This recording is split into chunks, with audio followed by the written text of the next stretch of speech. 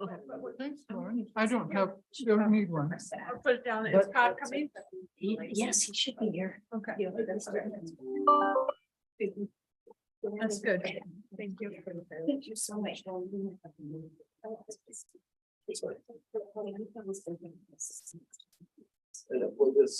the reason, Dan's the reason that, because he called Sam.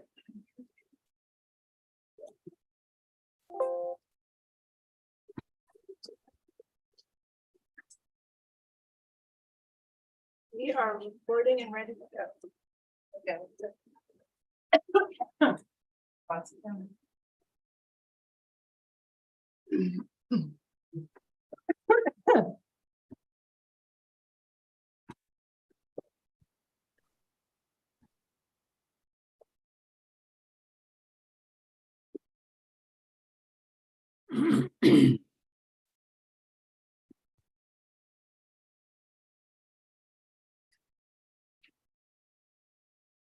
Back up, Charles.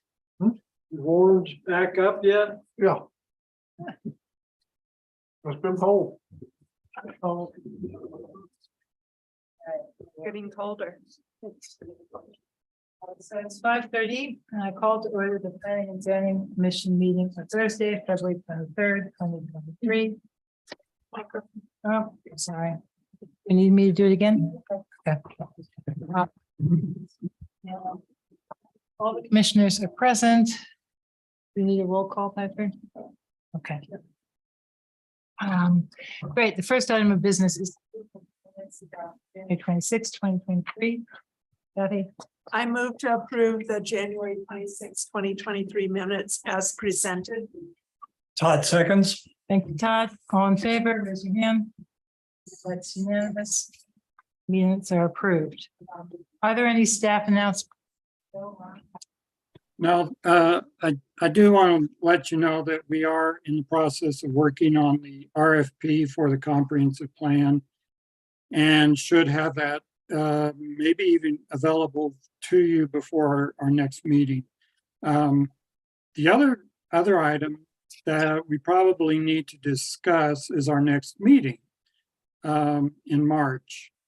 We are inclined to cancel that meeting because that is the same date as the joint meeting with HARC and Town Council. I wanted to present that to the P&Z for discussion, and we'll abide by whatever your direction is. So 2 comments and then we'll see if others have comments. On the RFP, yeah, if it's ready and you would like us to take a look at it, send it around whenever. I'm sure everybody would be happy to take a look at it and give you comments. Okay, Even if it's- when we get that ready, we'll send that out. And on the March meeting, The 23rd, right? yeah, so In the morning, it right? was scheduled for the 23rd. Right. And the right. question is whether the 5:30 meeting, the regular 5:30 meeting, do we have applicants or items that need to be discussed at March? No, we don't have any applications. We do have a couple of items that staff can bring forward for that meeting, but it's not necessary. Other people? As long as you don't reschedule it for the 30th, I'm happy. Oh, well, is it your recommendation that we just cancel it? Ron, Bill, yes. Yes, Other thoughts, other comments? that's fine with me. All right, so we're agreed. We'll cancel the March 23rd meeting. If anything comes up and we need to have a special meeting, we can worry about that later. Ron, can you clarify the time frame for the retreat? Good question. I'm not even sure we have that time identified yet. It's 9 p.m. on the calendar. 9 a.m. Okay. And how long is it expected to last, till noon or? Till noon. Oh, I thought 1, 2. Well, we have some conflicting thoughts, so some of us had other information. So why don't you tell us the official and time and date and schedule when you know it. Okay. Sorry about this. That could be just send it out as soon as possible because people need to schedule. I'm sure everybody who's participating feels that way. Are there any other staff announcements? No, there aren't. All right, so now, is there any public present, Piper? Is there any public comment on non-agenda items? Seeing none, we'll proceed to the public hearing items. Our first public hearing item is the Phoenix Market Preliminary Small Scale PUD, which was previously presented on August 29th and September 22nd, 2022. This is a consideration of a preliminary small scale PUD requesting 3 PUD variations pursuant to LUC Article 6, Division 3, including the following variations. 1, an increase in height from 35 feet to a maximum height of 39.5 feet. 2, a 50% reduction in the amount of parking required for this project. And 3, a request for a structurally altered principal building to be located on more than one lot pursuant to Section 3-104 of the Land Use Code. The legal description is Lot 29, Block 3, Town of Telluride, according to the plat recorded September 6, 1883, in Plat Book 28, page 1, and Lot 21R, New Sheridan Small Scale Subdivision, a replat of lots 21A, 25, and 7, Block 3, Town of Telluride, according to the plat recorded February 19th, 2009, in Plat Book 1, page 4163. Address 221 West Colorado Avenue, Zen District Historic Commercial, owner New Sheridan Restaurants LLC. Applicant Ray Farnsworth, manager of New Sheridan Restaurants LLC. And our staff member to present is Phil. Phil. Hello, everyone. Good evening. I believe you can now see my presentation, correct? Yes. Okay, excellent. Thank you for that introduction. This is going to be a presentation on a preliminary small scale PUD.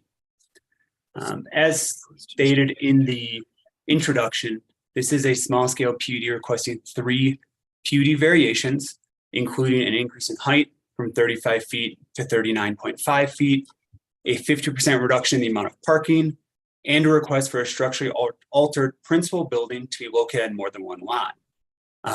Requests 1 and 2 were considered at 2 previous public hearings and were approved on September 22nd. This presentation will focus primarily on the request number 3 for new construction to be located over a property line.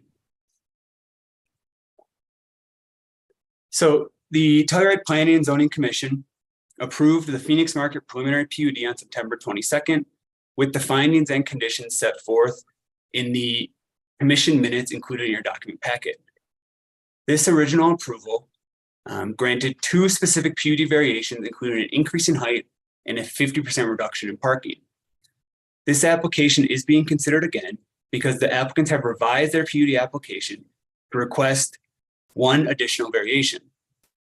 This specifically requests approval for new construction to be built over a property line, which would create a principal building located on more than one lot. Language that allows this request is found in Section 3-104 of the Land Use Code. Project elements that will be constructed over the property line include a new elevator shaft and egress corridor. Existing encroachments into the Phoenix Market lot include a portion of the New Sheridan bar closet and firebox that were both reflected on the New Sheridan PUD recorded in 2009. Additionally, a portion of the existing Phoenix Market building encroaches onto the New Sheridan lot. Members of Planning and Zoning Commission are only considering new construction that encroaches into the New Sheridan lot. Because the existing PUD approvals did not expressly approve new construction across the property line, town staff required the applicants to submit a revised PUD application. It is important to note that plans included in the document packet for the hearings on August 29th and September 22nd showed the egress corridor leading to Colorado Avenue and a proposed elevator shaft located across the western property line and on the New Sheridan lot. In order to create a clear record of PUD variations, the applicants have specifically revised this application to include this request. Here is a cross section looking west of the proposed access corridor that would be located wholly on the New Sheridan lot. The public benefits being offered for this project have not changed. The applicants are still proposing to construct 3 accommodation units for visitors, which is a public benefit under section 6/304C5, and are providing 1,006 square feet of deed restricted affordable housing, which is a public benefit under section 6/304C3. The applicants are proposing approximately 847 square feet more affordable housing than required. And the proposed affordable housing has already been reviewed and approved by the Telluride Housing Authority. Planning staff recommended approval of this PUD application at the public hearings in August and September. Staff's recommendation has not changed, with the exception of one new condition that addresses the construction of the building across the property line. This application meets the review standards outlined here. We did receive one public comment on this application. The same citizen provided comments prior to the meeting in August. The comments were in opposition to a reduction in parking.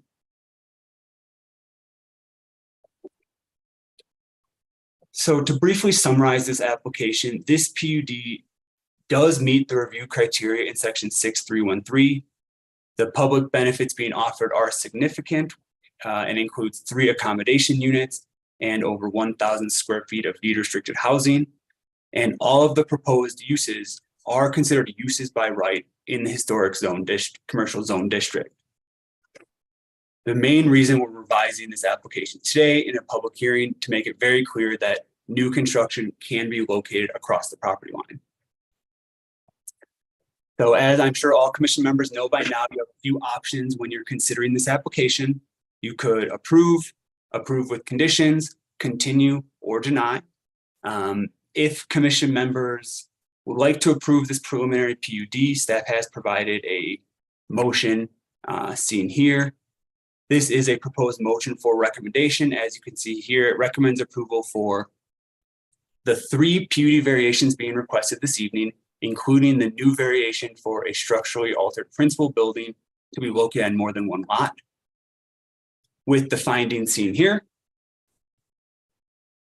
and the conditions seen here. I did just want to point out a slight change here. Condition number 7 is a new condition that talks about a cross building and use easement that will be recorded to sort of memorialize the construction over the property line. And then these conditions were revised slightly because at the previous approval, it required to get approval from the Telluride Housing Authority. The applicants have already done that. So those are the only changes to the proposed motion. These are also in the staff report. Thank you very much. Anybody have any questions for Phil? Todd? If Phil, and we can ask the applicants as well, but as I recall, the provided parking is enough for the 3 affordable housing units, or the 2 affordable housing units, right? Correct. So the PUD does request a 50% reduction in parking. That would bring it down to 3. The applicants are still, using that approval for the payment in lieu for that 1 space. So then the 2 parking spaces on site would still be on site for the 2 affordable housing units being proposed. Thank you. Do you also have a question, Angela? Oh, perhaps this is for the architect. I was curious about how drainage is handled in that corridor. And how it's handled now is difficult enough. And how would it be addressed between the alley being higher than the street, the Colorado Avenue section? Is that something you can comment on, Phil, or should we ask the applicant? I think that should be directed at the applicant. Very good. That's fine. Other questions for Phil? I have a question, which is, can you expand a little? What is a cross building and use easement agreement, and what this case?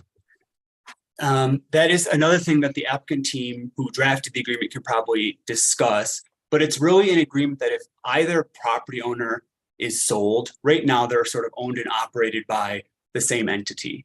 So if for whatever reason in the future, one is sold or owned by someone else, the agreement will sort of let that access corridor exist in perpetuity on the neighboring property. Okay, I can ask them to expand too. Kathy. I might be really confused. I thought we changed it to two units with an equal number of beds or something. Or for rental units, the short-term rentals. The applicant's revised narrative for this hearing states 3 accommodations units for visitors. Any other questions for Phil? Okay, let's hear from the applicant. Hi, good evening, Chris Hawkins with Alpine Planning. So I'll let Sherry answer the tough drainage question first. So, we are lucky to continue to work with Dan Quigley, who did the civil engineering back the 2016 renovation.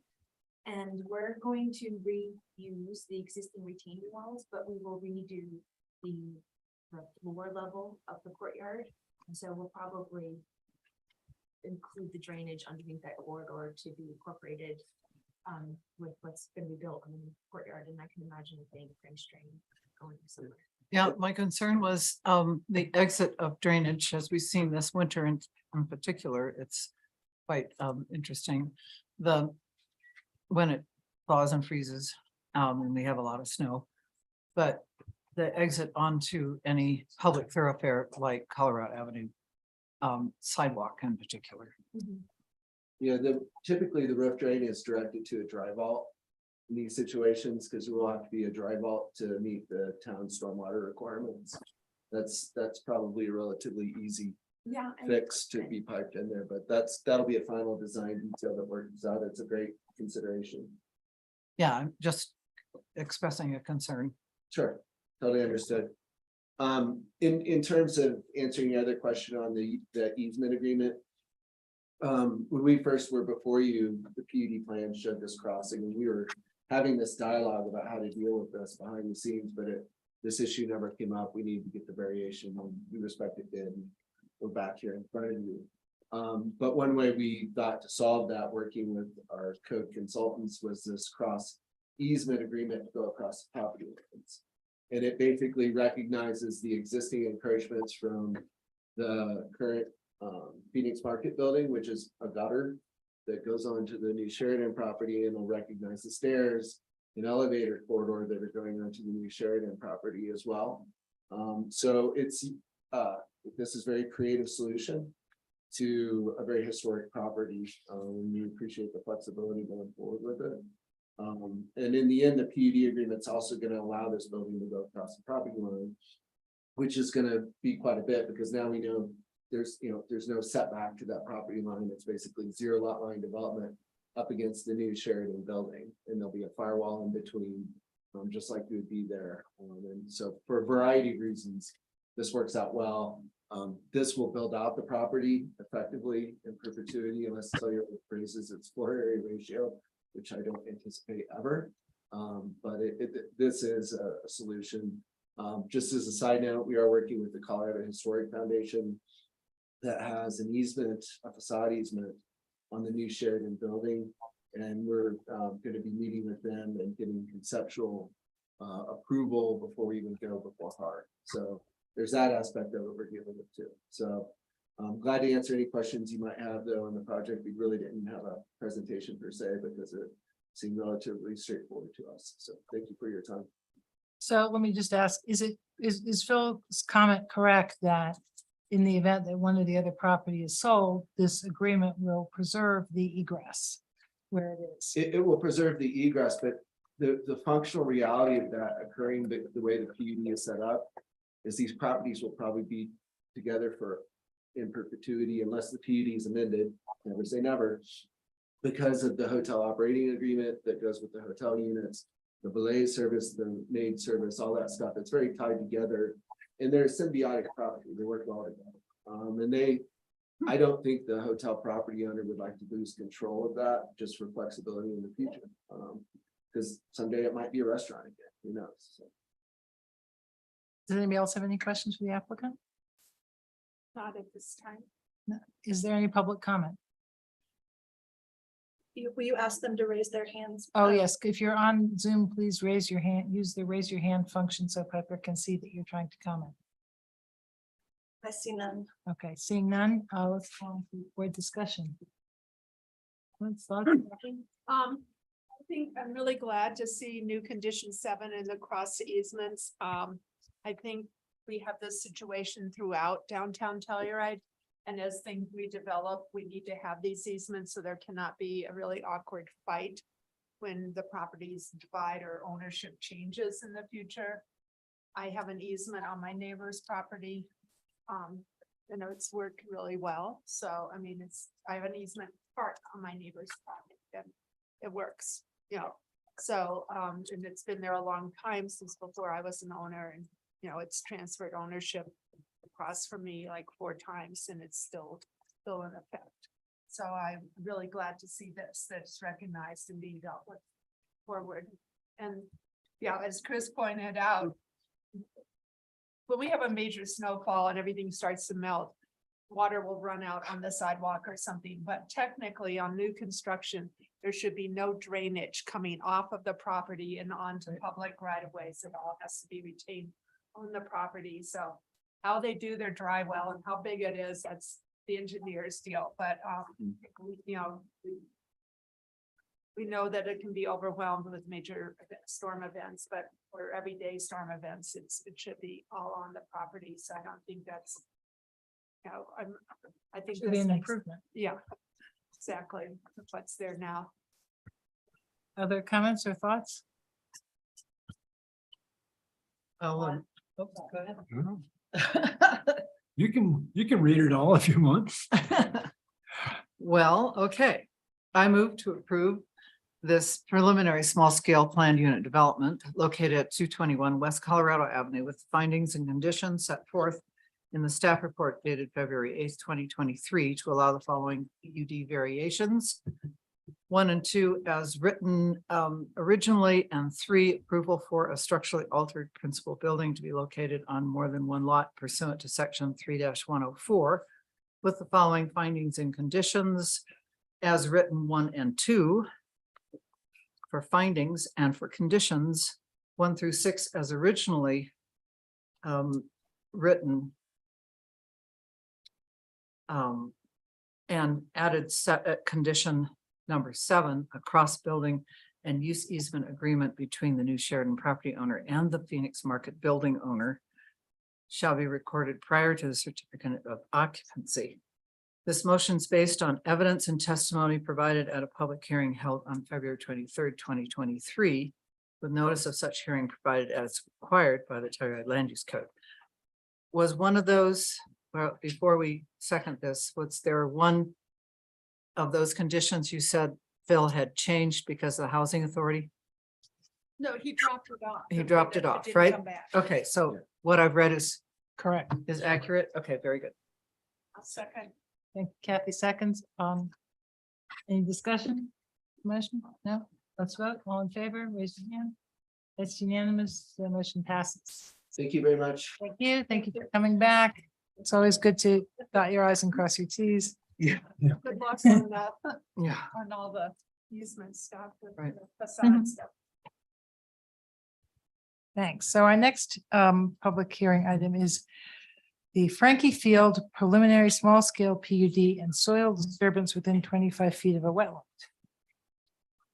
This is consideration of a preliminary small scale PUD requesting 1 PUD variation pursuant to Land Use Code Article 6, Division 3, to reduce the minimum side yard setback from 3 feet to 0 feet for 1 property line running between Lot C and Lot D, and the request for soil disturbance within the 25-foot wetland setback pursuant to Land Use Code Article 3, Division 8. The bill description is Lot C and Lot D, Block 4, Dakota Edition.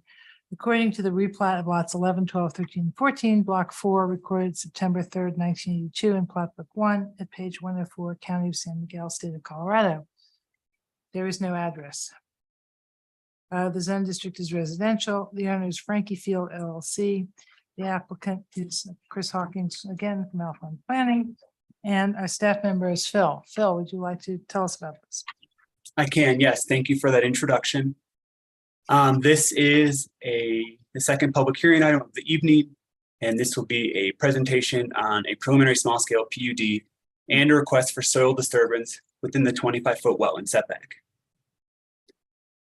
So as just read into the record, this is a specific request for one PUD variation, which is a 0-foot setback for one property line running between Lot C and Lot D, and then a request for soil disturbance within the 25-foot wetland setback. The subject property as seen here is located in flood hazard zone AO, located in geologic hazard zone B, and groundwater zone 3. There are numerous constraints related to the location of Coronet Creek on the subject properties. I'm going to just provide a bit of background information on the subject properties. The applicants are requesting a PUD variation to have duplex construction along the south side of West Dakota Avenue, west of the intersection with North Aspen Street. Lot C and D were created in 1982 by replatting lots 11, 12, 13, and 14 within Block 4 of the Dakota Addition. This 1982 replat created 5 lots known as A, B, C, D, and E.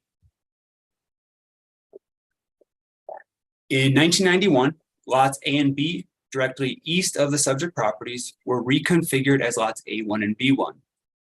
A residence was constructed on each lot with a demising wall running along the property line between A1 and B1.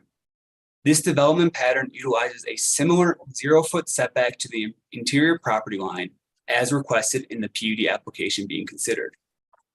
Due to the fact that a significant portion of Lot D is impacted by Coronet Creek, the applicant is seeking to develop the property as a PUD instead of 2 individual residences. The proposed preliminary small-scale PUD would contain a total land area of approximately 5,000 square feet and would encumber 2 lots. Per the residential section of the land use code, minimum side yard setbacks for all buildings is required to be 3 feet. This PUD request seeks a side setback of 0 feet from the interior lot line running between C and D.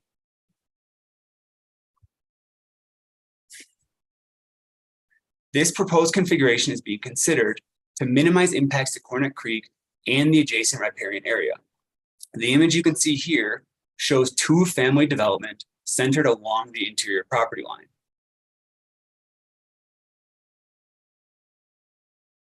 Through this process, the applicants are requesting the 0-foot setback running north-south between Lot C and Lot D.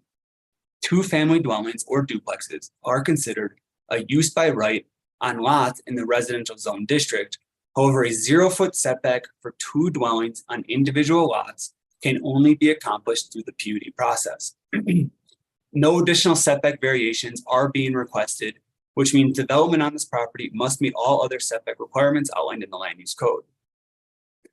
Staff recognize that there are numerous constraints that exist on the subject properties that make development challenging. These properties have been subject to flood events in the past and as recently as 2007. Specific constraints related to the subject properties are seen on this slide.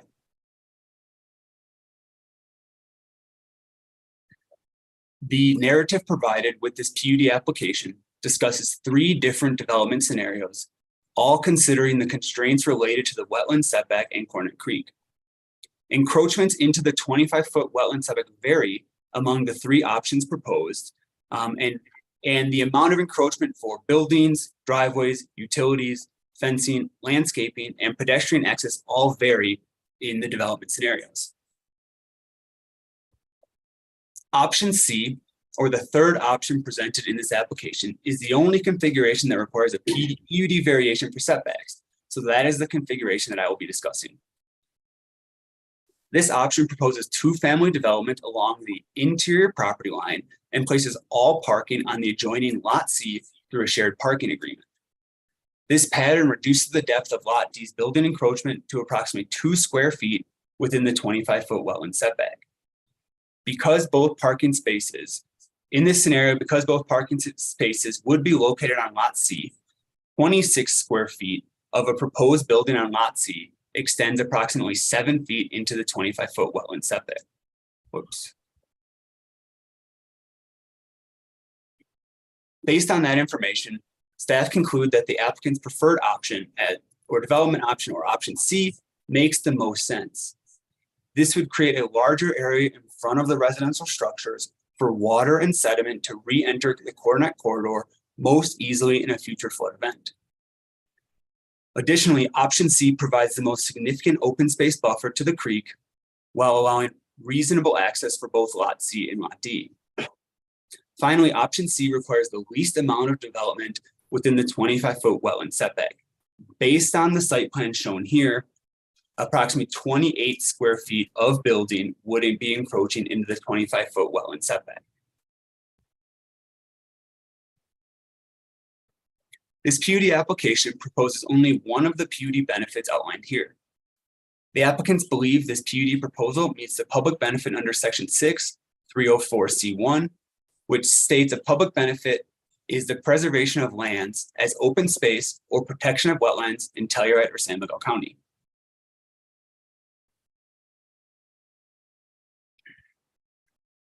A PUD shall only be approved when the Planning and Zoning Commission finds that the PUD complies with the purposes of the PUD section and all other requirements of the land use code, and that all uses will be compatible with surrounding structures in use, density, scale, and mass and circulation. Planning staff have concluded that this proposed PUD meets all review standards seen here. Specific comments on individual review criteria are included in the staff report. To summarize, this PUD application meets the review criteria in section 6(3)(1)(3). The public benefit being offered qualifies as a public benefit under section 6(304)(c)(1), and the proposed uses on both lots are considered uses by right in the residential zone, in the zone district. So the second portion of this presentation is going to discuss the applicant's request for soil disturbance within the 25-foot wetland setback. No soil disturbance, development activity, or other formal activity shall occur within the 25 feet of a wetland area unless it is administratively approved by the planning director or approved by the Planning and Zoning Commission as part of a PUD.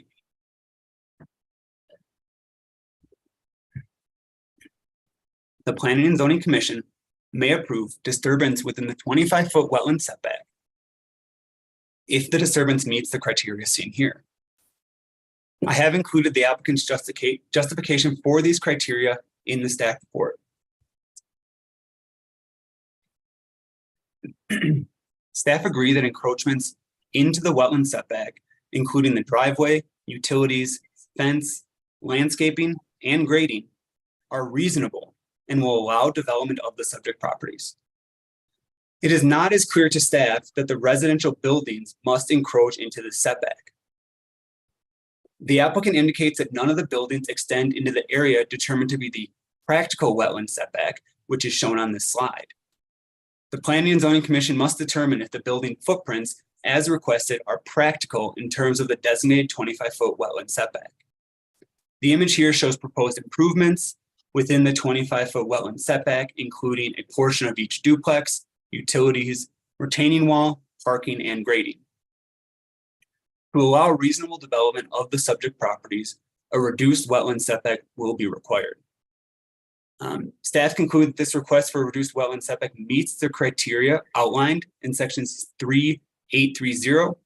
However, staff would encourage the applicant to accomplish building footprints that avoid the designated 25-foot wetland setback.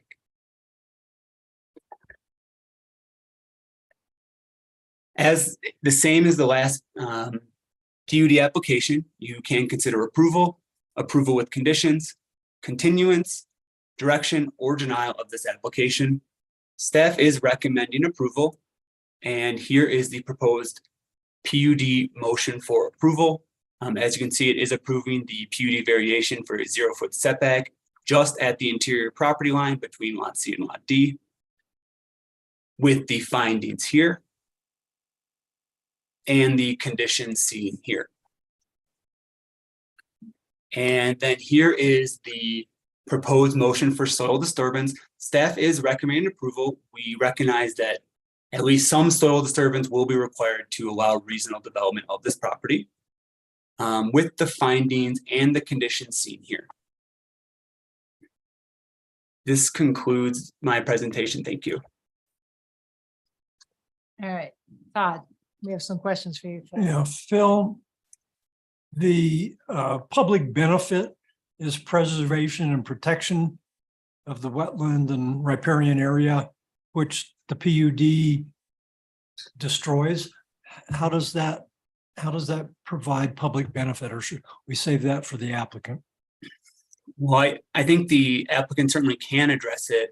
I think this sensitive development on these subject properties will do more than 2 individual residences for the protection of the riparian area.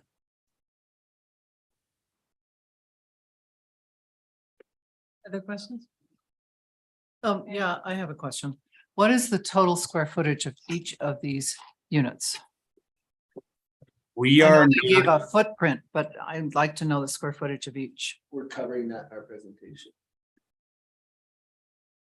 okay, I'd yeah, like we're to hear not, it from Phil. we're not reviewing any site plans or locking in any square footages at this time.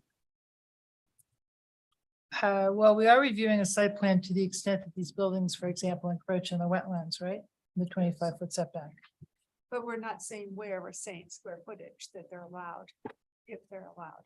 If they're allowed, that they would be allowed this much square footage to encroach. Is that Well, I'm correct, just, Phil? I'm just Correct. The asking what they applicant- are. We're supposed to be having questions to Phil. I'm sorry to interrupt. The applicant has shown that they could make development work with a 0-foot setback with approximately 28 square feet of encroachment into the wetland area. So we've sort of crafted our conditions to allow that much encroachment into the wetland area. We really are not trying to lock in the location of them or the size of them. We're really good. That's sort of a park development review thing, not a planning and zoning thing. So that's why we tried to lock in the condition of just the maximum amount of square footage. That doesn't answer my question, but it sounds like Chris is going to do that. So thank We have you. it built into our presentation. Thank you. Yeah. Any other questions for Phil? I might have some after we hear from the applicant, but let's go ahead and hear from the applicant. Hi, good evening, Chris Hawkins with Alpine Planning, my clients. Hi, I'm Spencer Stewart. Stephanie Hansen. And then that, Chris Hazen, that did the landscaping plan, and Chris is gonna talk about the well, so thank you. First, just, it's always good to hear, I think, so often you don't hear from clients, just applicants, and so we felt it was good for them to let you know what they wanna do. So, Yeah, thank you very much for having us here. We live in we have our place is the part of the duplex closest to lot C and D, so the neighboring lots to where we currently are is what's under discussion. And when we first came here, we saw this construction popping up. And we really like that field there. The dogs in the neighborhood all play in it. There's a beautiful creek right there. And so we went to acquire that property just to prevent, something happening that we didn't know. And we did a good job with that. We thought at the time that it was one lot with one house, and that went all the way through closing. It wasn't until we started applying to develop it that we discovered it was actually 2 lots, which might be hard to believe, but it was the truth. So then we started looking at how we could do this. Our primary, we're going to live here, like this is going to be our place. We're not doing this as a development to flip it or something. And the thing that attracts us to it the most is how beautiful the creek and the surrounding area is. And if you look at Dakota and see how you walk down the street, the primary view is looking over the creek towards our house with a bridge coming up. There's kind of a cliff of like a retaining wall that falls down. So and that's actually kind of a dangerous cliff, like somebody could fall off of it. So the idea was to move the development as far away from that vista this way as we could, and then do a really nice job of having some beautiful landscaping. So people walking down the street will see the creek and some beautiful natural stuff. And then our house will be kind of hidden behind that and sort of preserve the natural beauty of the area. And then we felt like since the units on either side are multi-unit, it just seems to fit really well with the flow to just by making a duplex we can kind of move it over a little bit, keep it as far from the creek as we can. And still, have it fit nicely within the neighborhood. Now, in our personal life, we have 5 children and grandchildren and so forth. So one of the units is gonna be 1 bedroom. And the other unit is gonna be designed for like families and stuff like that. And that works really well for us because when we have our kids or something come stay, they have the unit right next door, they have a little kitchen and the bedrooms. But then like in the long-term thought of it, having these units like this, it's nice, good housing, because I know that one of the policies of Telluride is to sort of maximize the availability of housing and so forth. So we felt like this was the best solution. So we come here not trying to fight the system. We're coming here trying to do what we think, because it's very complicated to us, like all the rules and everything is very complicated to Stephanie and I. But we're trying to work this in a way that accomplishes the basic goal of having the house work out as well as possible while preserving the beauty of the creek and everything. And I think that's what these rules are all designed to accomplish. I kind of feel like we're all trying to accomplish the same thing. So that was what I had to say as an introduction. So the property history, Phil went through this. I did just want to point out that it took off 17 feet from the property in the back. So it's not, these aren't already normal lots. They already got crunched down. So that's, even though it's not really a constraint, it's just a fact. The flood event, I think everyone remembers that. And what can happen here. This is before the bridge though. This is when it was a culvert that got full. So hopefully with the bridge, it won't look quite this ugly, but it'll look pretty ugly. So the house was demolished just because it got destroyed by that flood. And so you now have that vacant lot there and the platting. Phil already went through the current neighborhood area. I think this is really conducive to duplex development because I think in other areas where you have a lot of single family use, this might not fit in as well, but I think it really does fit in well in this neighborhood. The wetland site constraints, Chris is going to talk more about the wetlands and the science, but basically about 10.5% of lot C and D, and then 19% of lot D are constrained by just the wetland area. And Chris is going to go through that. We also have the wetland setback, which we're going to talk about, and then there's a southern retaining wall from Boulder Village that doesn't even have any easement on this property. So we're kind of crunched this way and pushed this way. And so we've got about 11% unbuildable due to Hornet Creek overall. If you look at the actual wetland setback, again, this is a line measurement in the air. This doesn't take into account topography. It's a straight line. It's about 36% of the lot area. And Chris is going to go over the wetlands next, but I just wanted to comment on the wetland regulations a little bit because I helped draft those back in the day. And we picked 25 feet as the minimum necessary to protect wildlife habitat and species. A lot of jurisdictions have this 25 feet. And that was based on having wetland vegetation. We also established it as a stream side setback of sorts to get some separation from the stream and protect water quality. And in this case, as Chris is going to explain, there's no wetland vegetation here. So it's not a typical wetland like you see elsewhere. With that, I'm going to turn it over to Chris. So good. That'll work. Yeah, that'll work. Hi, Chris Azen. It's nice to be sitting in front of you all in this capacity, I guess. Oh, thank you. You guys are all familiar with this site, I assume, and it's a pretty unique reach, specifically being downstream of the Nesberdine home and the developed reach past their place, and then you hit the abutments for the bridge, and it's like the sluice begins. There's a retaining wall on the creek side left, and as Chris mentioned, whoever drafted the regs, they kind of came up with a two-dimensional approach that in certain situations doesn't really work real well, and this is probably one of them. The definition of a wetland per the town code is more or less parallel to what the Army Corps of Engineers, the language they use. They're the regulatory agency on a federal level. And they have a 0-foot setback to wetlands. This site has no wetland vegetation. It has that retaining wall, it has the bridge abutment.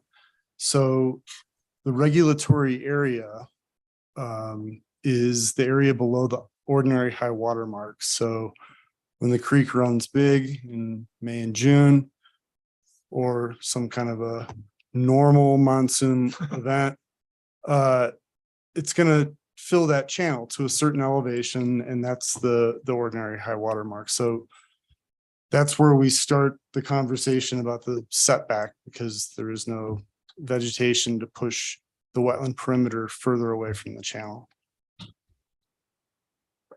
I think all that's more or less covered. Okay. Bankful, you'll hear bankful too. Yeah. So one image here I just want to point out real quick is this shows the condition better than anything. Unfortunately, I don't have one that shows it at the bottom of the wall, but you've got the abutment with the boulders, and these boulders going straight into the stream. So there's not willows or trees or anything else. And as a visual for you, that ordinary high water mark is loosely where the top of the rocks are that are under the bridge there against the abutment. If you drew a line at an angle down and connected it to that first boulder that has snow on top of it, that's approximately where that line sits. So it's about 6 feet up. If I were standing on that first rock, it's about 6 feet. So this is my cartoon. I'll own that. And what I'm trying to demonstrate there is that there's about 6 feet of distance up from that ordinary high water mark. The way the language is written, it's two-dimensional. Setback by definition, I think most people would agree, is a linear distance. I'm not trying to wordsmith that at all, but in a practical sense, you are getting 6 feet of setback from that ordinary high water mark up to the top of the bank.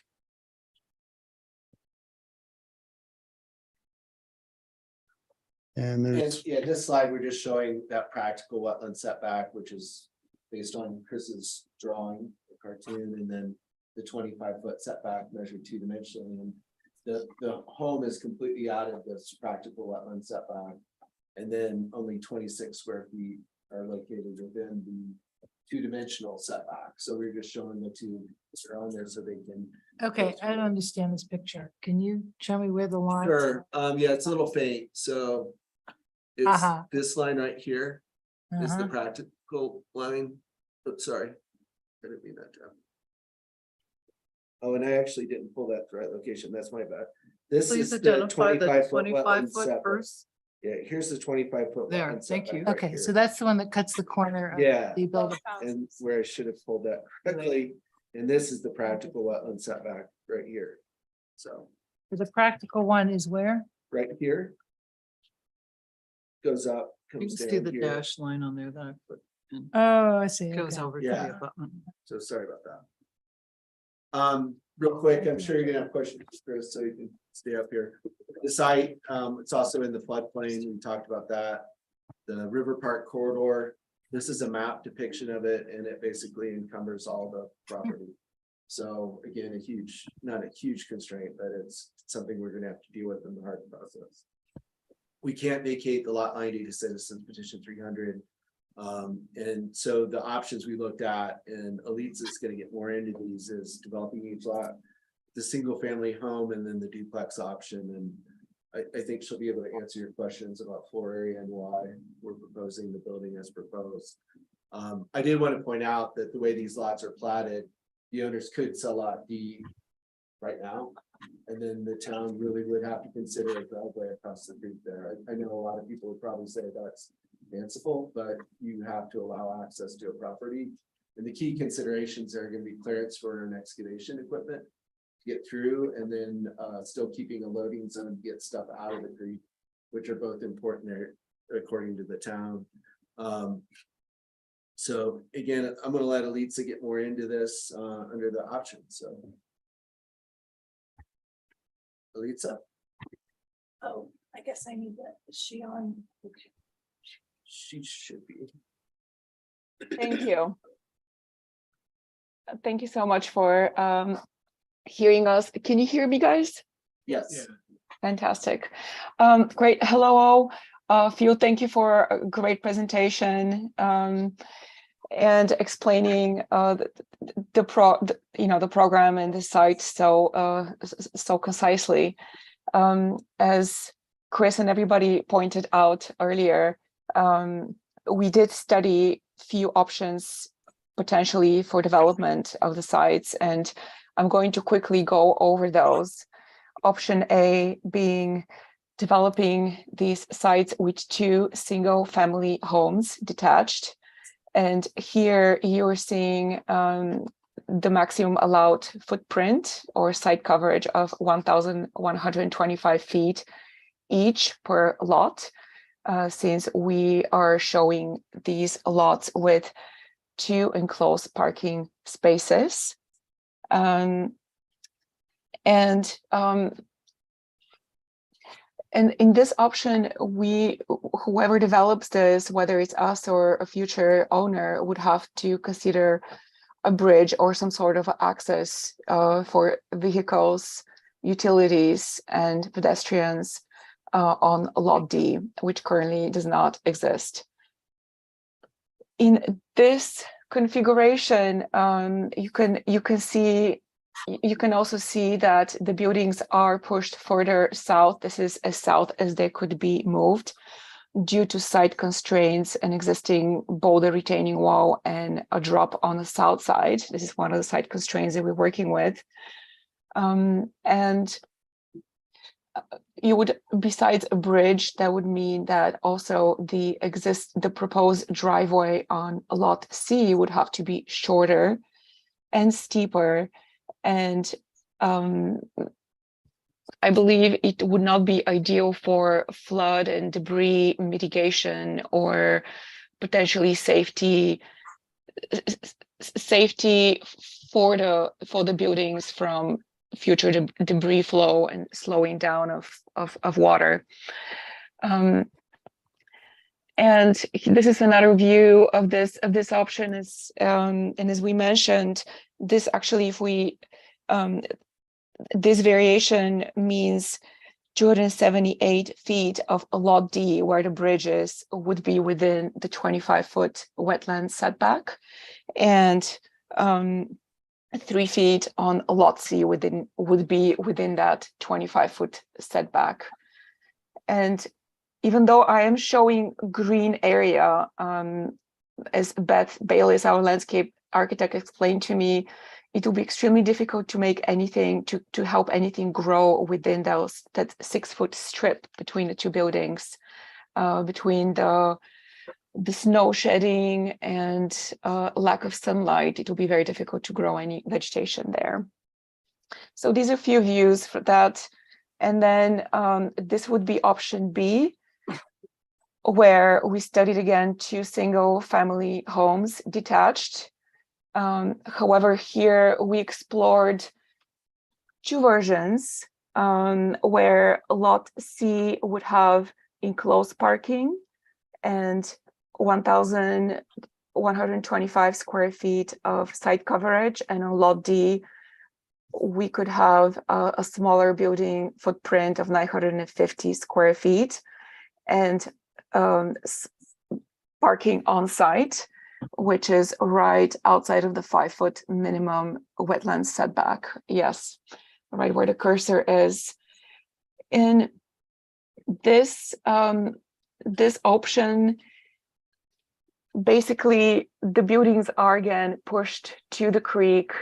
The driveway is very short, and we do not have that much permeable area and a landscaping area to work with or to provide vegetation and buffer to the creek. In this situation, the encroachment within the 25-foot wetlands area would be 109 square feet for lot D and 0 square feet for lot C. And can we move to the next diagram? Thank you.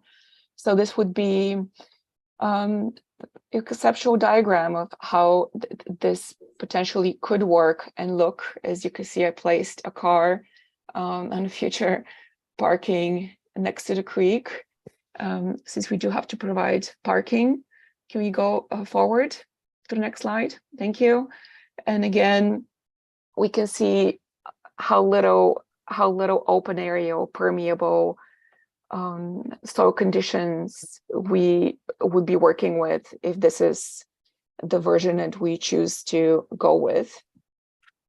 And again, another view from the side, seeing that option. And this takes us to our preferred option, which feel covered to a point, and I'm going to answer some questions as well. In this option, being able to have 0 setback and common shared wall allows us to push the buildings or the development further south on the lots, and allows us to create a better separation from the creek and a buffer zone to it, a place for vegetation, a place to revegetate or recreate wetlands. And Beth Baylis will talk about this as well, this proposal. The driveway would be longer and allows us to have two parking spots. Perhaps for lot D would be outside, would be on the driveway, and then for lot C would be in the enclosed parking in a garage, provided garage. There will be other shared utilities besides shared driveway. There will be shared trash container storage and bicycle storage, etc. And the shallower approach of the driveway would allow us to use permeable pavers, which would allow for more on-site water mitigation. We're also proposing grades to access the lots and for vegetation to grow through them. Yes, exactly. Thank you. In this iteration, basically the square footage for lot C what we're proposing is about 1,784 square feet for lot D, 1,825 square feet for lot C. The maximum square footage on these lots that is allowed is 1,825 square feet. And the site square footage, that we're presenting is basically the maximum allowed of 950 for buildings without enclosed parking, and 1,125 for buildings with parking. In this version, what we would need to do though is having enclosed area within the 25-foot setback, wetland setback of 26 feet on lot C and 2 feet on lot D. We have spent a lot of time studying and massaging this and trying to find the best option for us the best option for us so that it works with we meet all the requirements, hazardous site conditions, design guidelines, and again, safety has been a big concern. I have studied in detail trying to push the building on lot C further back and outside of that zone, and they would mean that the parking would not be able to be the cars would not be able to maneuver independently on the driveway. And that would defeat the purpose of having a shared driveway. And in this view, you can see, visualize perhaps the green area, the more open area, and stepping stones and grade exactly that people can walk through and access lot D and lot C. If we go to the next slide, again, that's a view from, let's see, from Judd Weeby, perhaps, seeing that buffer zone a bit better with that green space that we're providing. And as we mentioned, currently it's not really wetlands, it's a lot of grasses and man-made fill soil, and the boulder wall as well. So we can actually rehabilitate the wetlands and create a beautiful green area that works with, that uses native species. And with this, I would ask Beth Bayless to continue.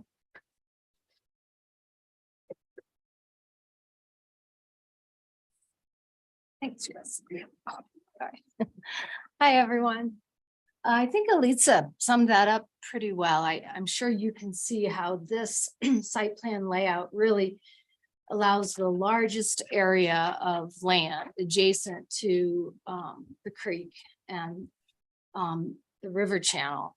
And like she said, you know, we're using the term wetland mitigation, wetland setback, but really all that land in front of the house between the top of the wall and the home is upland. It's not wetland area. The water table is considerably lower. The water channel is much lower than the property up there. So we're proposing native grasses, forbs, shrubs in that area to be able to take in the moisture, the rain, infiltrate it, let it go back into the water table, etc. One thing I wanted to point out is that the graded walkway that leads from the driveway and the garage is elevated so that plantings can grow beneath that as well as around it.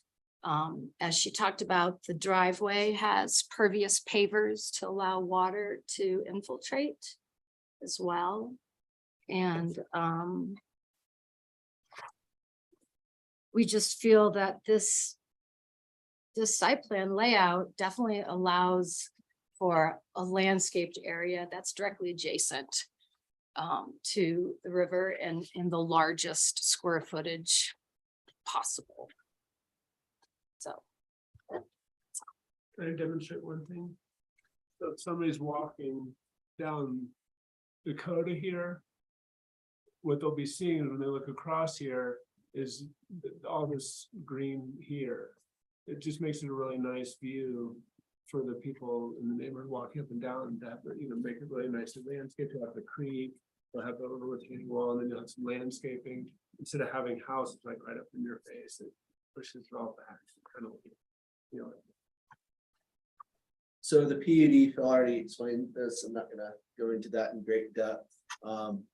I did want to talk about at least the PUD purpose, because it is allowing it to protect Hornet Creek and wetlands. It is meeting that test, in my opinion, which is the reason for the PUD variance.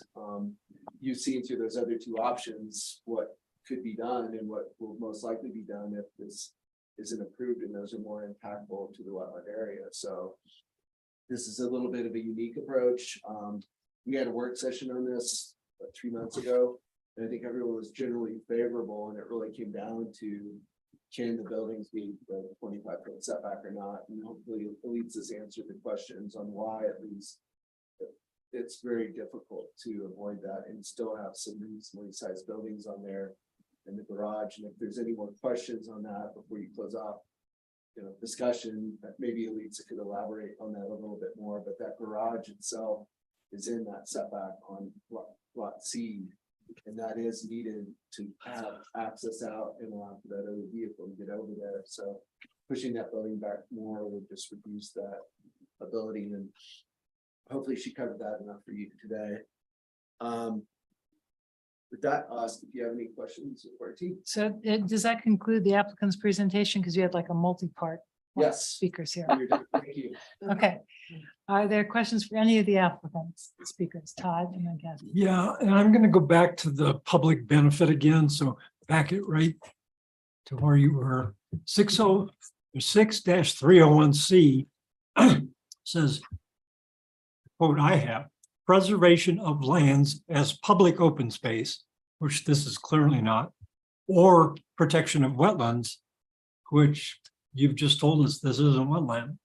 So I understand what you're doing. I wanted that lot a long time ago and didn't because of the flood risks back then.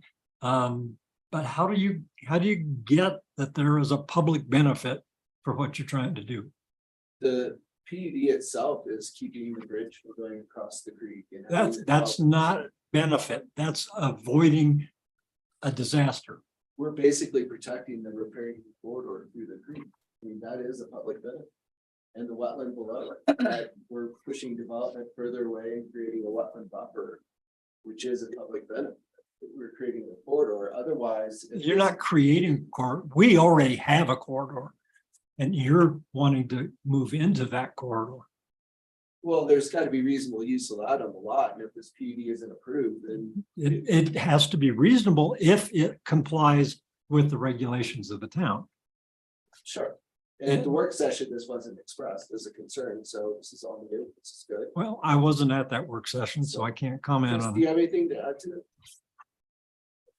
it? You know, for me, I think that the word reasonable draws a comparison to what's been approved as a matter of course by staff. Mhm. You guys have a conversation about this because it's a PUD. But I can point to projects upstream and downstream that were approved to the 5-foot minimum setback. So I'm sorry, what 5 setback? So in the wetland regs, there's two lines. One is the 5-foot absolute minimum setback. Nothing like that's sacrosanct. It needs to have a force field. And then there's the 25-foot setback, which is that linear distance where the code details what can and can't occur and who gets to have a conversation about it. So I don't suspect you've seen too many of these. But I can tell you that my experience with staff is that it's unfortunate because of the way the dominoes line up. An architect and a landowner can't go and get a needle swing from staff until they're through HARC. Again, from the code. Mhm. So, you know, I find maybe that once the time and the planning has been invested and people have gone through the process, then it gets to staff and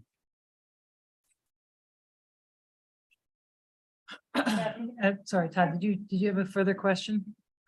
I'd like to address Todd though, because it's actually not Chris that's trying to do this, it's Stephanie and I. And, you know, it's very difficult because you're talking about a wetland setback, but if you actually just look at the property, it is this retaining wall with the yard and everything like that. And we're just dealing with the situation we have. And I think the real benefit that we perceive is just beauty. Like when you walk by the creek, I don't think the houses that they've been building farther up the street where they're like a 6-foot gap between houses and it's just like this dark tunnel between the houses, to me, that seems ugly. And so if we can squish them together and take that space that's between them and put it in front of the creek, I think we can make it more beautiful for the neighborhood. And I think the people in our neighborhood would appreciate that and think that's, I mean, I know a lot of our neighbors, I think they would think that was beautiful and a benefit. So we're trying to just make the creek beautiful is the benefit we're trying to do. Kathy?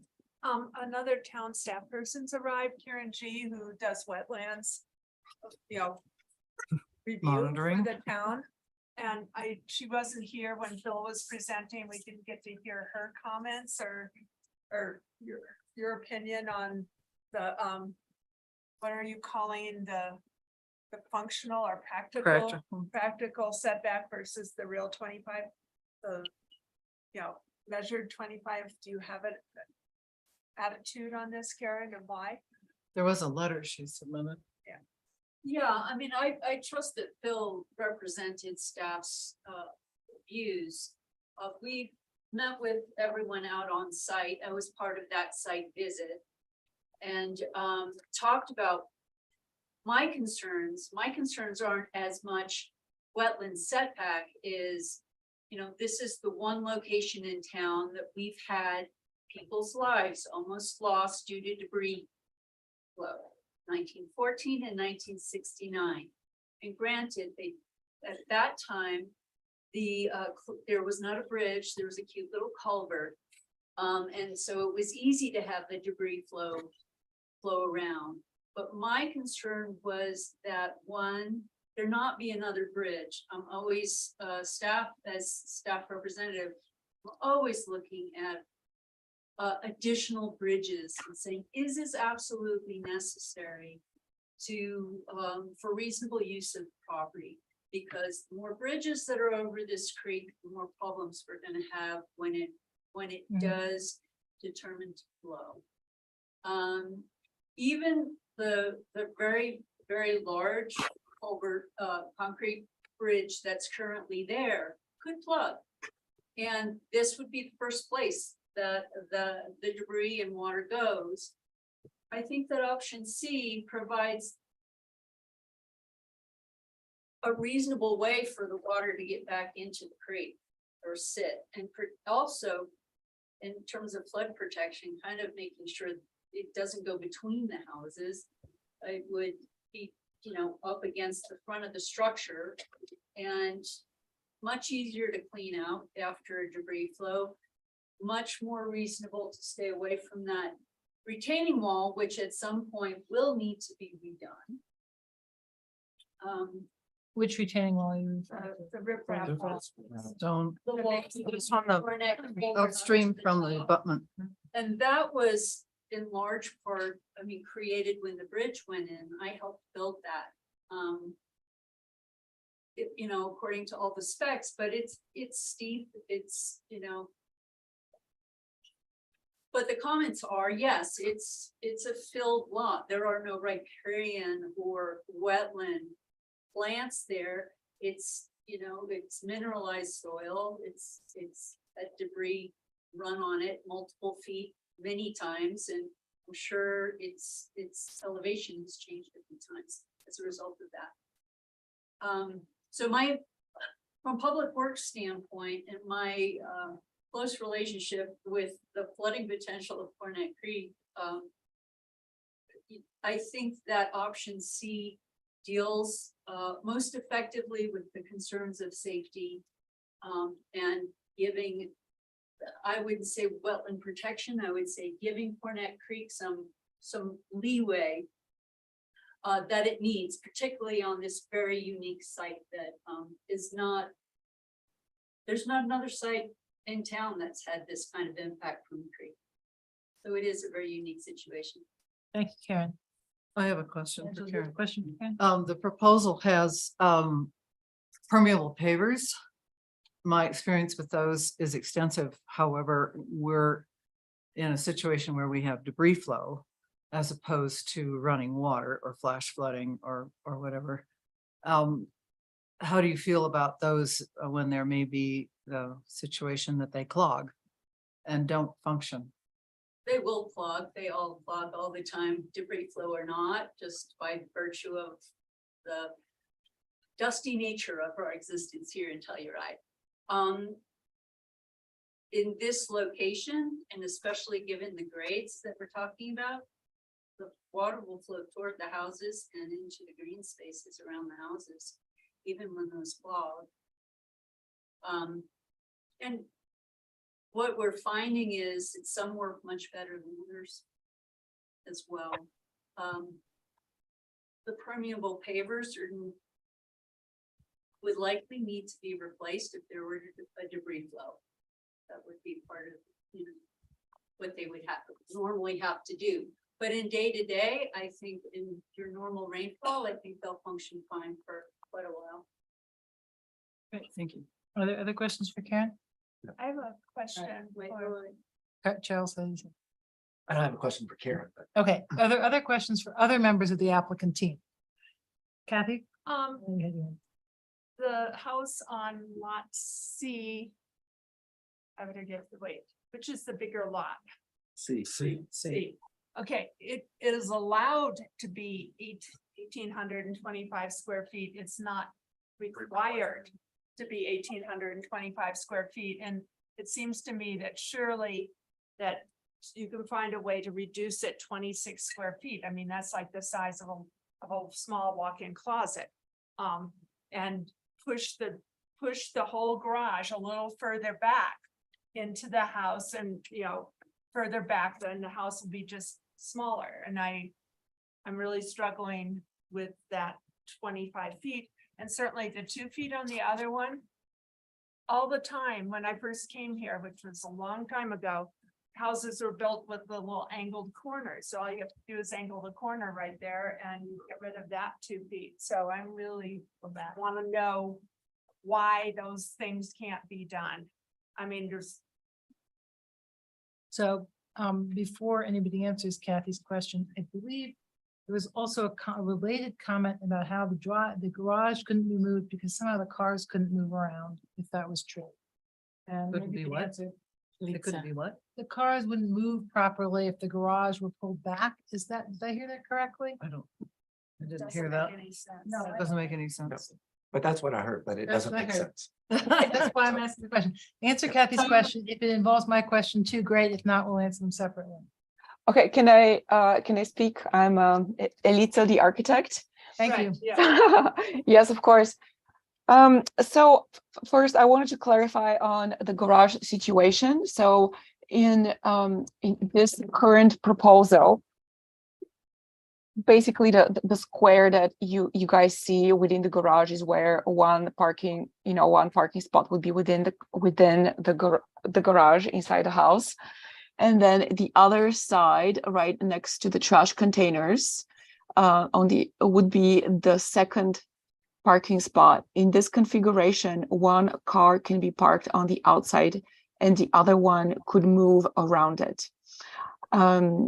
You can basically park a car outside and then independently open the garage and pull out around it. So if these houses were to function independently, which we're looking for, right, this fine balance, because these are two independent lots. This way, the individual cars can function independently from each other. If I looked into pushing the garage a little bit to the east so that I'm outside of the wetlands area, then the parking spots are basically in a tandem, and one car which is parked outside would block a car parked inside. So that if the clients want to sell the property or the properties or have, separate neighbors, I believe this would not be the ideal situation for the cars. Okay, so wait, I have a question about that. It doesn't make geometric sense to me.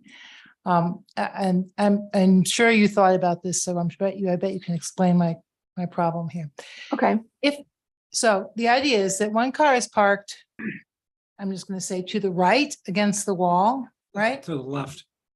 And one car is parked to the left in the garage. Is that not correct? Right here. Okay, so the car that's to the right is against the wall outside, and the car that's to the left is in the garage. Mhm. And the idea is that the car can leave the garage, drive past the other car on the driveway and exit. Is that correct?